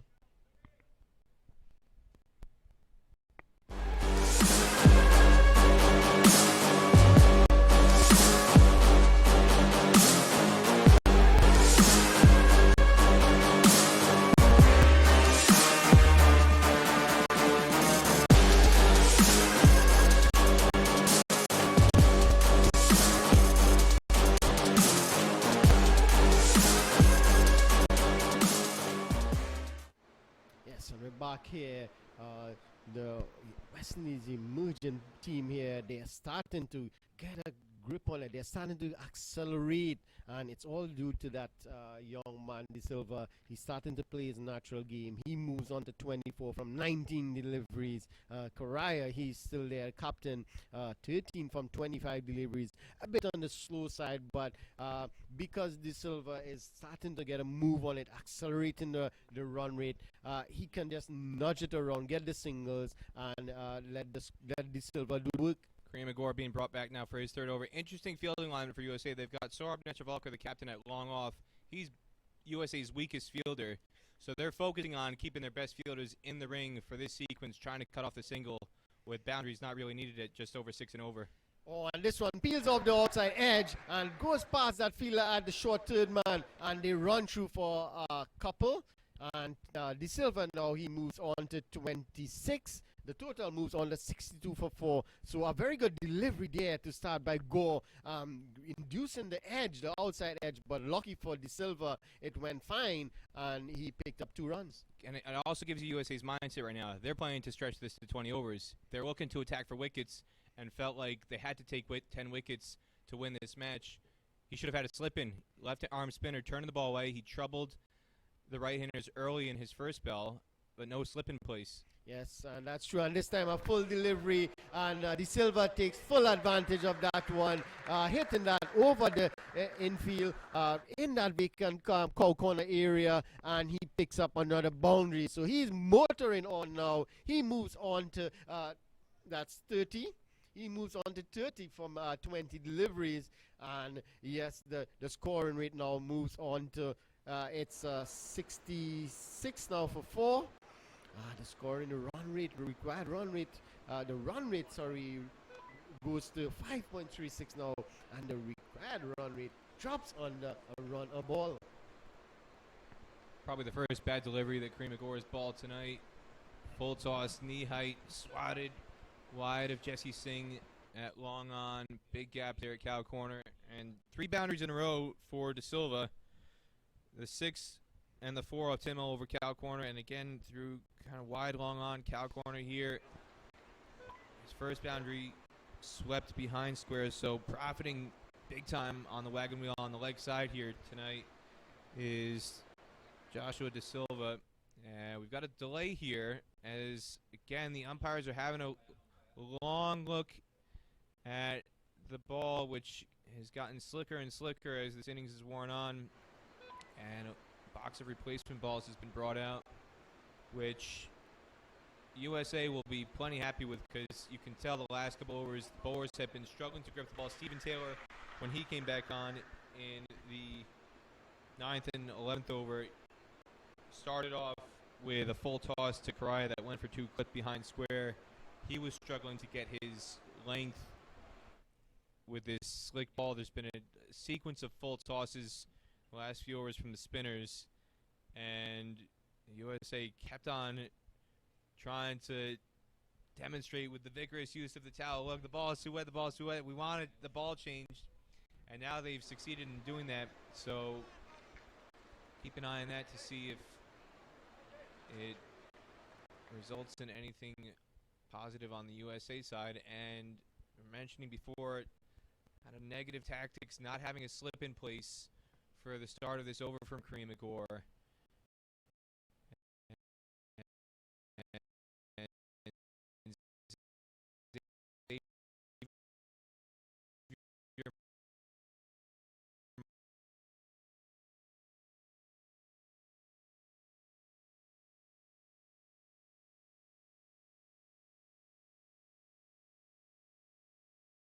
Outside that off stump, another wonderful delivery from Gore. And as you mentioned, he's not looking to play that cut shot again because of the fact there's a slip in place now.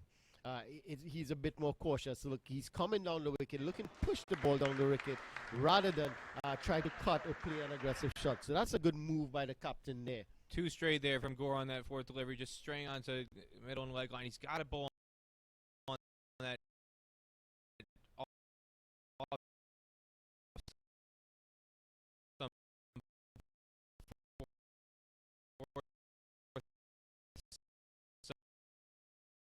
line, and you go into him. Correa just spans up front, put down the wicket, and pushes that ball to that long on position and picks up another single. So he's doing it nicely there. Just rotation of the strike, bringing De Silva back on strike. He's a more aggressive batsman. He's the one to likely take this game away from the USA team. So very good batting, sensible batting by the captain here as Gore. He will continue to bowl to De Silva, and De Silva again down the round for an easy single, and that is all is required at the moment. Picking up singles, if they can continue picking up 5-6 singles and over, it's going to be easy going for them here at the moment. At the end of that over, at the end of the 13th over, it's 69 for 4. De Silva, he's on 32, and Correa is there with him on a 14. very mature from Correa. Like you said, Ronnie, he's recognized that De Silva is playing the aggressor role, and the captain just happy to rotate the strike, staying calm here. 14 off 26 balls. Somebody might look at the scorecard and say, what's he doing out there? Hit the ball. But in this situation, again, the target's only 110. Settling those early nerves after they were 26 for 4. They only need another 41 off of 7 41, overs. yes. So 41 off 42 balls. Very, very manageable on what's been a tricky wicket here tonight. Again, the match started with a 5.5-hour delay, or 5 hours and 32 minutes, if we're being very precise. Yes, very precise, Peter. And I know that really had an effect on you. Oh, there was some moisture. The issue with the delay, the outfield was fine. The rain had stopped at 2 o'clock, but there was some moisture that had seeped under the covers into the wicket. So it was going to be an obvious decision. Whoever won the toss was going to bowl first tonight to try and take advantage of what was anticipated to be a sticky wicket early on, and you could see USA struggling with that. And even the West Indies emerging side struggled in the power play section of their chase, but they've calmed down. And now Saurabh Netravalkar, the USA captain, brings himself back on first over, conceded 11 with the new ball, got a lot of swing. I mentioned earlier, he's a very cagey bowler, former India under-19 representative, played for them at the 2010 under-19 World Cup in New Zealand. And he doesn't bowl express. He's in the 125, 130 range. But in this section of the match, he's very, very skilled at bowling cutters. And on this kind of wicket, it could cause trouble, and is the kind of bowling that could break this partnership. Yes, definitely. You want to slow the ball up. You want it's definitely sticking a bit on the wicket. You getting something off the wicket, some purchase of the wicket. So his type of bowling would be very handy at this time. And if they can keep the runs down, it's going to be very, very difficult for the batsman as he runs into bowl to De Silva, and De Silva pushes that one into that vacant cover region. Good work there by the fielder from running around from point, and restricts them to a single. That takes a total on 70 for 4. And let's see if they're going to continue rotating the strike, or are they going to be aggressive. Well, we know Korea, he's just going to rotate the strike. The other thing to look at here, there's no reason to take risks against Netravalkar, but he's brought himself on the first over after the ball was changed. Medium pacers in particular in this situation will struggle more than the spinners in terms of gripping a wet ball, gripping a slick ball. So very alert by him, waiting until the ball was changed before he brings himself back on. And now with the ball a bit drier, hoping to get the better grip to bowl those cutters in an effort to break this stand. Yes, it'll be a lot easier for him to hold the ball as he bowls. This one is a quicker delivery, and a good delivery there on that middle stump line, and all Korea could do is just push that one back to the fielder there. That's Taylor in that short mid-wicket. Quickly around was Taylor, showing no effect of that injury he had early on, and he restricted them to no run. So a bit of pressure here, and the run rate, the required run rate, jumps back up to 6. So a couple of dot balls here again, a quiet over from the captain, and it's going to be the run rate going to be jumping up as this a good delivery. A lot of people will be LBW. Is there going to be a run out? No, a misfield there by Jesse Singh, and they run through for a single, leg by signal by the umpire. The score moves on to 71 for 4. Well directed Yorker, just straight a touch down the leg side, though. Hit him just on the outside of the foot, and he's never going to win that appeal, but the intent is there with the Yorkers, just bowling them starting here in the 14th over. You can see the mindset. He's trying to contain, trying to restrict rather than go for out-and-out wickets, just keeping those changes of pace and bowling that full length. They've got long on, long off back now. Deep mid-wicket and a cover sweeper and pace. Yes, and this is a good delivery, and this was well guided there by De Silva, using the pace this time that was given by the captain. The captain, and that one was guided past the fielder at short third man into the boundary for 4. A very good shot there by De Silva. He moves on to 37, 75 for 4. Poor length from the captain.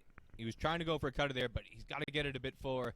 Left it a touch too short, and very deftly played by De Silva, just running it off the open face, third man up in the ring, and all he's got to do is get it fine, and it's an automatic 4. And Jesse Singh trying to attack to cut it off, lost his footing, and that was the kiss of death as soon as he went to the ground, getting his feet tangled up in this slick outfield. The ball just raced away, no chance to stop it. He's got to keep it tight line. He's got to get it a touch fuller. Yes, definitely as he bowls. And that's a very good delivery, a Yorker length delivery, hitting De Silva on the toes. That one hurt him a bit.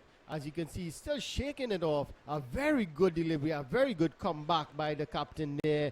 And De Silva, he's still shaking it off. He's still in a bit of pain there, as you can see. But being the guy he is, he's trying not to show that pain. But it's definitely there. Very good delivery by the captain. There it is, second Yorker of the over, and that's the one that's been troubling them. Couldn't score off the first one. Big LBW shout. And right there again, that was even a stronger shout. The only thing that looked like it was in doubt there was whether it pitched in line with leg stump. Maybe touch outside leg stump. It saved De Silva, but very full. Struggled to get it away. And now for the last ball of the over, Neshavalka coming around the wicket to De Silva, trying to get it full.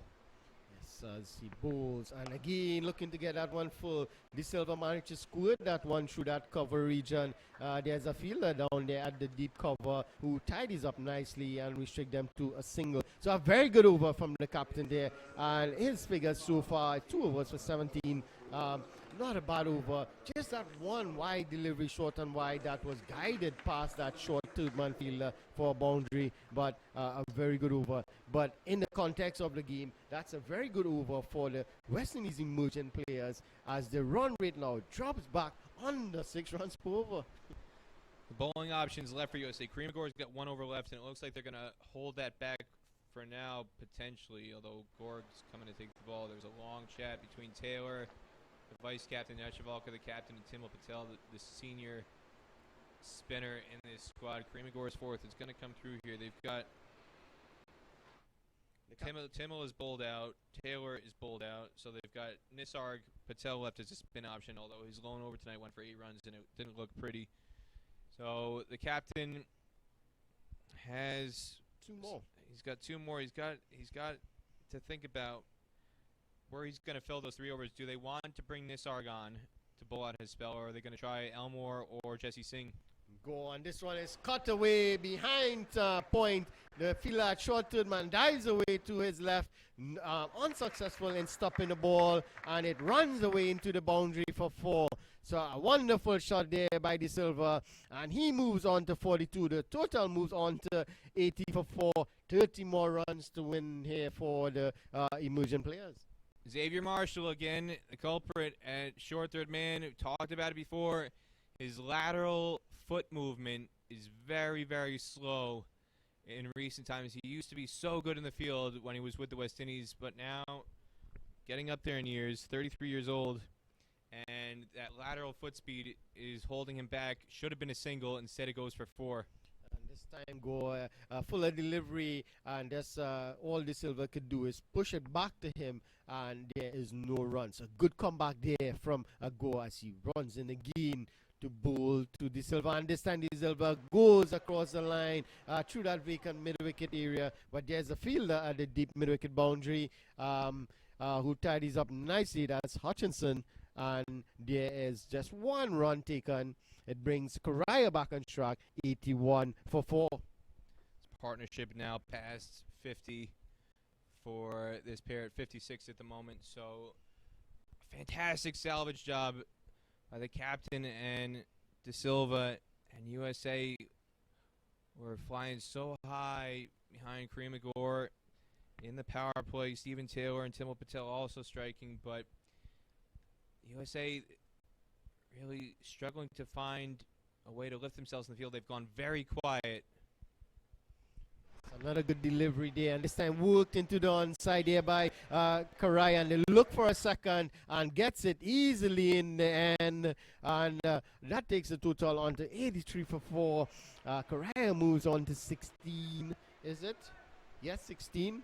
So he's moving along nicely here, but as you mentioned earlier, Peter, he's doing what is required for the team at the moment, and that's De Silva. He's striking it well. He's 43 from 31 deliveries. And it's a go. He's into his 4th over. And that's a good delivery.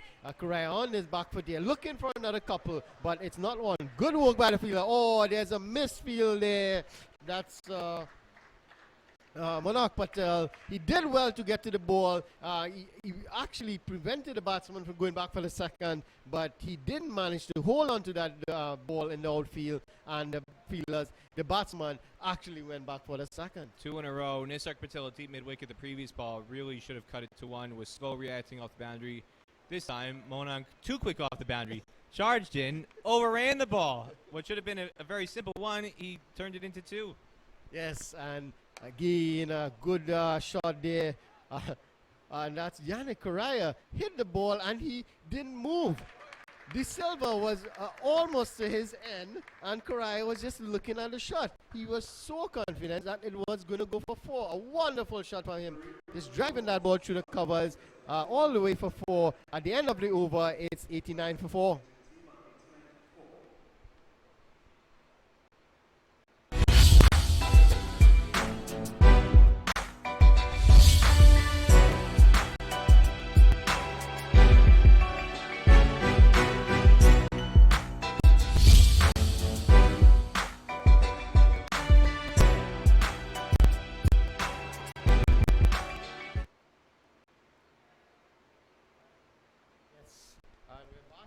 At the Brian Lara Cricket Academy, where we just saw a wonderful shot from Captain Correa.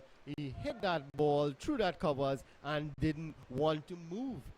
Shot of the night, Ronnie. It was pure class from Yannick Correa. Just leant into it, got a full-length delivery, just drove it very crisply past extra cover Elmore Hutchinson in the ring, and Jesse Singh, who was at long off, tried to track it down, but the ball won the chase to the rope, and it was just so beautifully placed in that gap between extra cover and long off.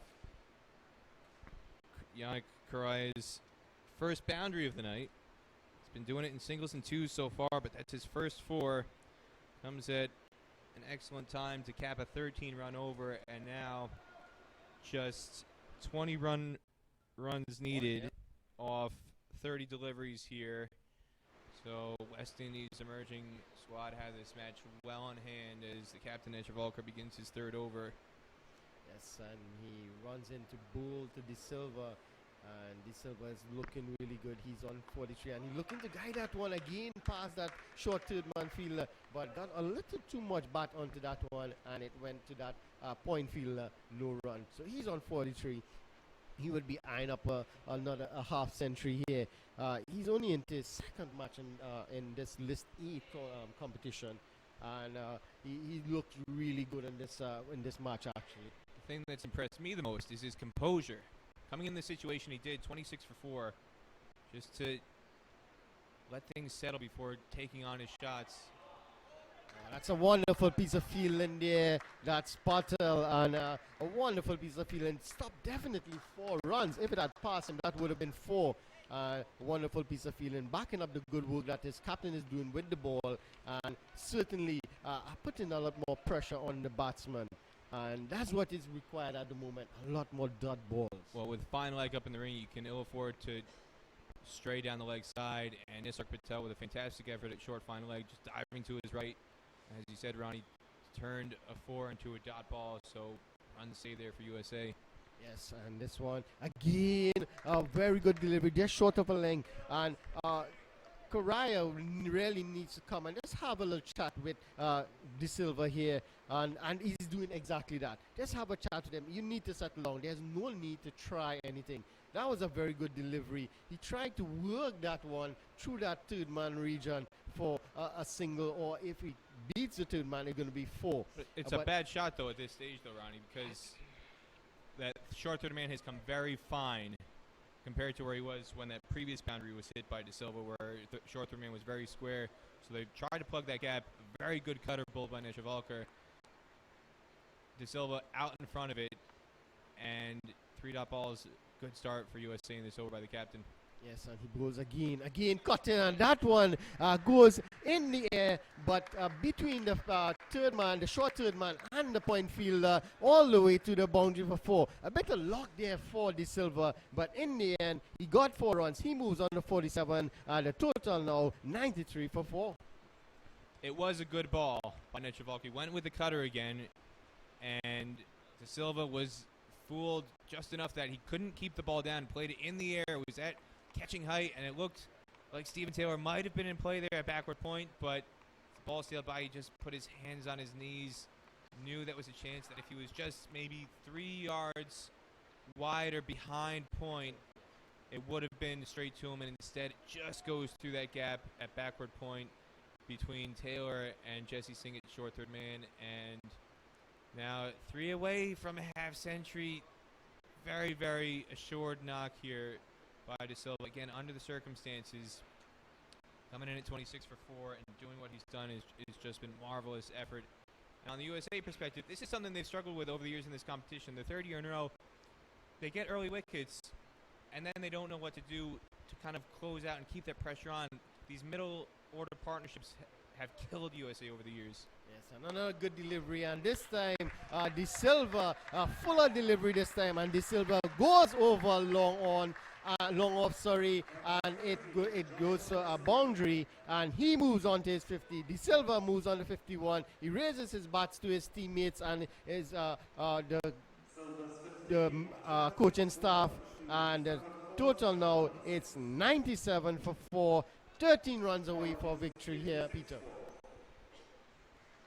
50 off 36 deliveries in this knock by De Silva. 7 4s and a 6. And he started off with everything on the leg side, but his last string of boundaries have all come through the offside. He's evening up that wagon wheel, Ronnie, and doing so in style. Gorgeous shot, just crisply driven over mid-off Kareem.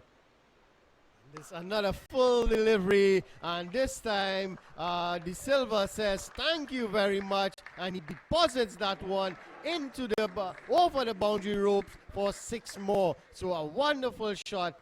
He's seen that ball really well, and that was a poor delivery there by the captain. A full delivery and well dealt there by De Silva. He moves on to 57. The 100 run comes up for the West Indies emerging team. It's 103 for 4. Wonderful knock from this young man, De Silva. Peter. Again, under pressure. Very, very cool. And the final scorecard is going to show, in all probability, a 6-wicket win for the West Indies emerging team. They just need 7 off the final 4 overs here. And you might look at it afterwards and hear a 6-wicket victory. Oh, they cantered. This was easy. But from the situation he was in at 26 for 4, this is an incredibly remarkable and resilient knock that he's played with the captain by his side. And it just shows that experience. Coming through this kind of structure, coming through this system in the West Indies, these guys, even though they're in the quote-unquote emerging squad, they're exposed to a lot more cricket, a lot more situations. They will have encountered these kind of scenarios where they will be under pressure, and the ability to respond and adapt. You can see they've got that experience that they've been able to lean on here to get them out of trouble, and that's what USA lacks. The talent is there, the skill is there. You can see that there's not much disparity in terms of talent and skill between the two sides, but the experience here on this occasion tonight, there's a huge gulf between the two sides on that front, and that's what's costing USA at the moment. Curious decision here. The match basically lost. Elmore Hutchinson being brought on for his first over of the night, and you have to wonder if the captain Sarver regrets not bringing on Nisar Patel to bowl a bit more spin, where West Indies emerging side struggled through major portions of the match trying to get the ball away against the spinners. And here comes Hutchinson.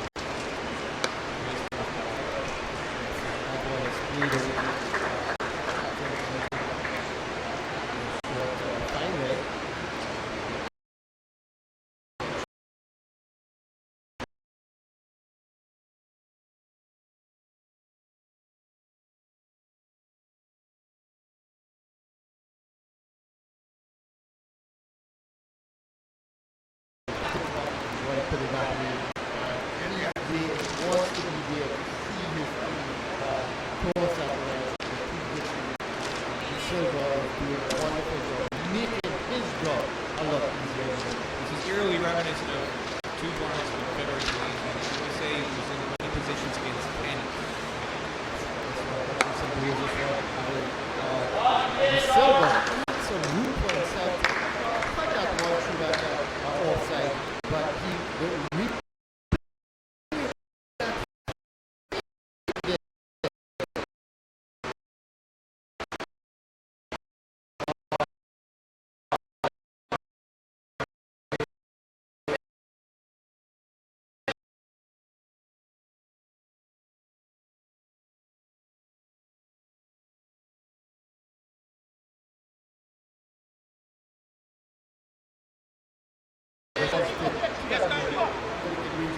good move by the fielder down there. Ball. Very good move by Bo on that limited boundary, preventing that ball and the batsman come back for it.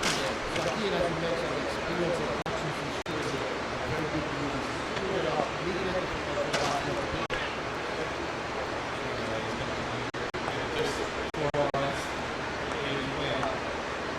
USA was in this position against Canada 2 years ago, 2 tournaments ago, in the Super 50. As this one is chopped into the ground towards home runs behind the stumps. And again, it was when Kent and Hampshire were here in the Super 50, and Kent was in USA's group. And both times USA played Kent, they had them down in deep trouble on both occasions, but it was that 6th, 7th, 8th wicket partnership in the middle overs, the middle order, that USA would get those early wickets, and then they seemed at a loss to how to capitalize on it. And they squandered quite a few opportunities to win a few more matches in that tournament. They came away with just one over Leeward Islands. That's Hutchinson Bull. This one again a short, slow delivery. De Silva was into the shot before the ball reached him. Lucky for him, he got the bottom edge, but it drops right down in the side of him and not onto his thumbs. Another dot ball. They lost. They got hammered, actually, by Guyana. Shimron Hetmeyer scored a century in that tournament. They lost by 8 wickets. And Rakeem Cornwall also scored a century for Leeward Islands in the first time they played Leewards. USA beat them the second time round. But in the other 6 games, USA was very competitive. They came away with just one win on those 6 occasions because they just didn't have that experience to know how to close out the situations that they found themselves like they found themselves in tonight. And that's something that they need to work on over these final 7 games. When they get into situations, they've got to know how to respond in terms of closing it out instead of letting the opposition get back in. Yes, and that's the end of the 17th over. It's 107 for 4, and a very good over by Hutchinson. He only, that over went for 4 runs. So a very good over. As you mentioned, he's shown his experience there. A lot of cutters, a lot of slower ball, which made it difficult for De Silva to get a hold of him. So at the end of that over, it's 107 for 4. Just 3 more runs required for victory, Peter.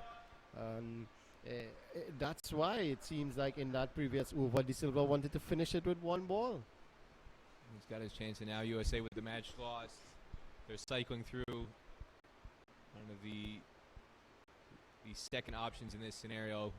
Elmore Hutchinson and Jesse Singh is finally going to get a chance to bowl tonight. Born in New York, spent his childhood growing up in between India and New Jersey, going back to Punjab, his family is from, but on a different wicket that didn't have moisture in it, and in a true 50-over match, you would have seen Elmore Hutchinson bowl a much longer spell. You would have seen Jesse Singh come in a lot earlier than he has tonight. USA's got 7-8 bowling options in their squad, and it's just a consequence of tonight. They were trying to attack with their spinners through much of this match. Jesse Singh coming out at the end here with just 3 runs to defend. Yes, and Jesse Singh bowls, and this one is pulled away into that vacant mid-wicket region, and they pick up another single. So De Silva, he moves on to 60. It's 108 for 4. And as you mentioned, Jesse Singh, he looks like a very good boy. He looks a bit nippy, actually. He has a very strong run-up into his action, and he seems to get the ball down the wicket a bit quick. He bowls a heavy ball. He bowls in the 75, 80 mile an hour range, in that kind of 125, 130 range. But at associate level, he hustles batsmen. At this level, when he's appeared in this tournament in the past, he gets carried away at times trying to bowl too full, and he gets driven regularly for boundaries. So one of the things he's going to be looking to focus on over the course of this tournament, the opportunities he gets, try and be more consistent in his length, not being driven so much. Oh, that's a good delivery, a short delivery, rising delivery. And Correa did well to rise to that one and played it down to that fielder at a point, and no run to the total. Because again, it's at 75, 80 mile an hour pace. At associate level, you will trouble some batsmen. At this level, that's not going to scare anybody.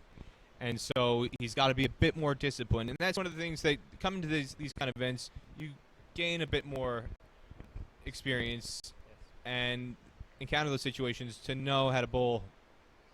This one is pulled away by Correa, but there's that man at the deep mid-wicket boundary, and they restrict them to a single. So not a short delivery, but this time was ill-directed on that leg stump line, so it was easy for Correa to just rotate and hit that ball to that mid-wicket boundary where the fielder eventually cut it off. So it's another single. It's 109 for 4. The scores are leveled, Peter. Scores are leveled, Peter. Where's your money, Ronnie? It's in my pocket at the moment. And it's going to stay there. Field coming in now. Everybody coming into the ring with 1 run left to get here. All 11 inside the circle. So Elmore Hutchinson comes up to short third man. Nisark Patel from fine leg on the boundary inside the ring. USA is still trying to keep fighting here. Yes, and it's Singh. And this one is worked into that vacant mid-wicket region, and they pick up a single. That's De Silva. He moves on to 62. Correa, he's not out on 24, and the total it's 110 for 4. That's victory for the West Indies emerging players. We must say congratulations to them on a very hard-fought victory here. The USA team made it very difficult for them earlier on, as you mentioned, Peter. At one point in time, they were 26 for 4, and they managed this partnership, 85-run partnership. Took the game away from the USA, and victory for the emerging West Indies emerging players. Yeah, 85 for 4. That was, or 85 run partnership. It was 25 for 4 when Graves was dismissed by Timil Patel. The first ball of Timil's spell at 5.1 over mark, and just a phenomenal partnership between Yannick Correa, the captain, and Joshua De Silva. 62 not out of 44 balls for De Silva. Easy choice for a man of the match. And Correa, the captain, 24 not out of 34 deliveries. Frustrating night for USA after sitting for 5.5 hours waiting for the match to start. To have the opponent really under severe pressure and to let them away in the manner that they did will be one that they regret here, Ronnie, but commendable from De Silva and Yannick Correa. And going back to the first innings, too, what's been forgotten in that partnership is how well Ashmead Ned and Dominic Drake's bowled to take 3 wickets apiece. So the bowlers set it up with that short target of 109, and despite that heavy pressure early, they get there with 14 balls to spare in the end.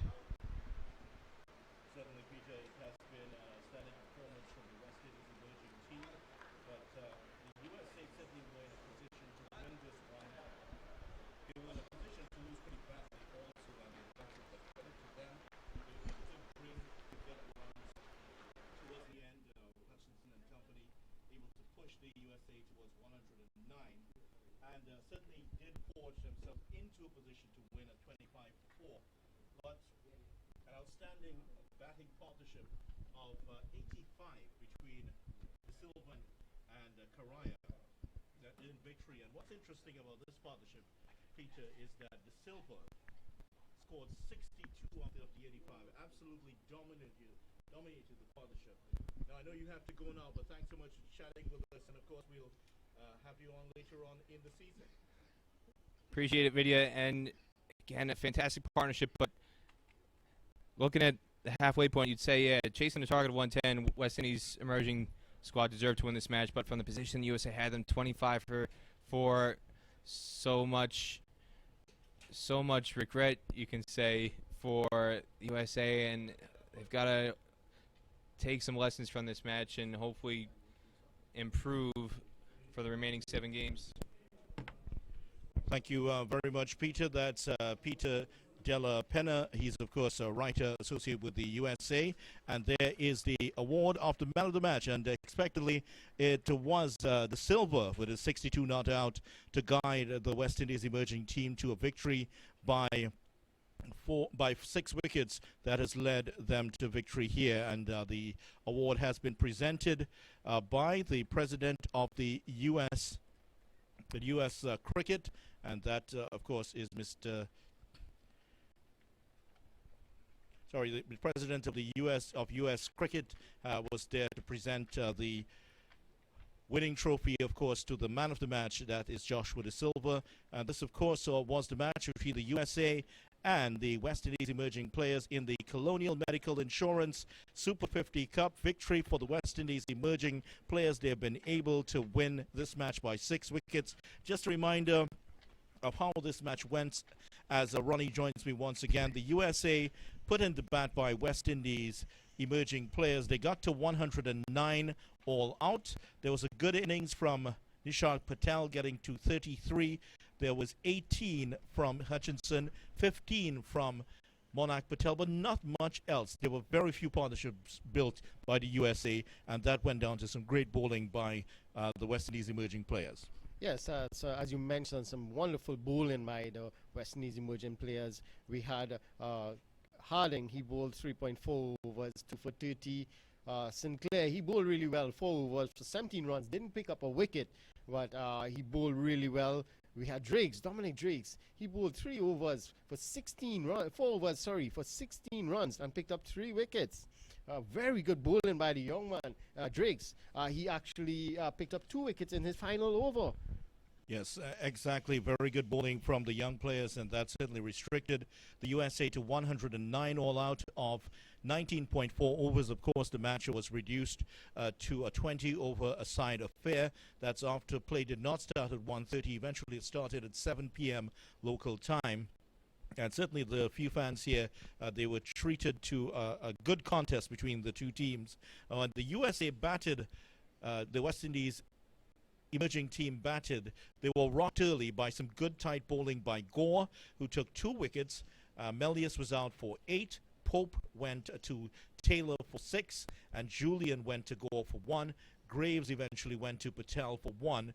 But what a partnership between De Silva and Karaya, a partnership of 85 runs, and that clinched victory. Oh yes, definitely a wonderful partnership. As Peter mentioned, De Silva came in when his team was in a spot of bother at 26 for 4. A young man in his second List A game for the emerging West Indies emerging players. And what an inning by this young man. He showed a lot of maturity, a lot of experience. He made 61 from just 42 deliveries. And dominated the partnership of 85 with Carrier. Credit to him. The skipper has been able to pull out the victory here. He wasn't able to play in the first game as a result of illness, but he has been able to lead his side to their first victory of the tournament. And this is very, very important for the West Indies emerging players, because this is a team that is preparing for the Under-19 World Cup next year in January, I believe it is. It's very early in the year, and all of this, the experience that they've garnered here, will certainly serve them very well when they go to the World Cup. Most definitely, they're going to take all this exposure, all this experience into that World Cup, and I'm guaranteed with this team, the way they are playing, the togetherness, the way they gel, the way the bowlers have approached their duties, their work, definitely they're going to do well at this Under-19 tournament. And of course, as for the USA getting the ODI status earlier this year, and this tournament is a big chance for them to really cement their reputation as a ODI team, a team that will be able to attract the big guns. I mean, the types, the likes of Australia and England might be a little bit further away, but they can get the West Indies in, they can get Zimbabwe, they can get the Sri Lankas in, and this is a good chance to show that they will provide a good opposition to them. Yes, most definitely. They played very well. The game was supposed to be a 50-over affair, and it was reduced because of the rain to 20 overs. So it's a different kettle of fish, if you want to put it that way. And as Peter mentioned, some of the bowlers that came on last, they were more 50-over bowlers. They weren't equipped for the 20 overs. And the captain, he tried something with the spinners initially. It worked for them, but then again, he had to use his other bowlers, and it didn't work out as well as they wanted to. But in the end, a good show by the USA team. Certainly, they will want to improve throughout this tournament, as will the West Indies emerging players. They would certainly want to produce some more wins in this tournament, but that is where we leave you here. We leave you with the news that the West Indies emerging players have been victorious by 6 wickets over the USA, and they will earn 4 points from this, and they have now gotten their net run rate, I'm sure, into a positive format finally. So the USA will have their work cut out for them in the next game, as will the West Indies emerging players. We certainly hope you have enjoyed our presentation today from the Brian Lara Cricket Academy. On behalf of Ronnie and Peter and the rest of the crew here at the Brian Lara Cricket Academy, I'm Vidya Ramphel saying goodbye for now. Don't forget to join us in 2 days' time for another match.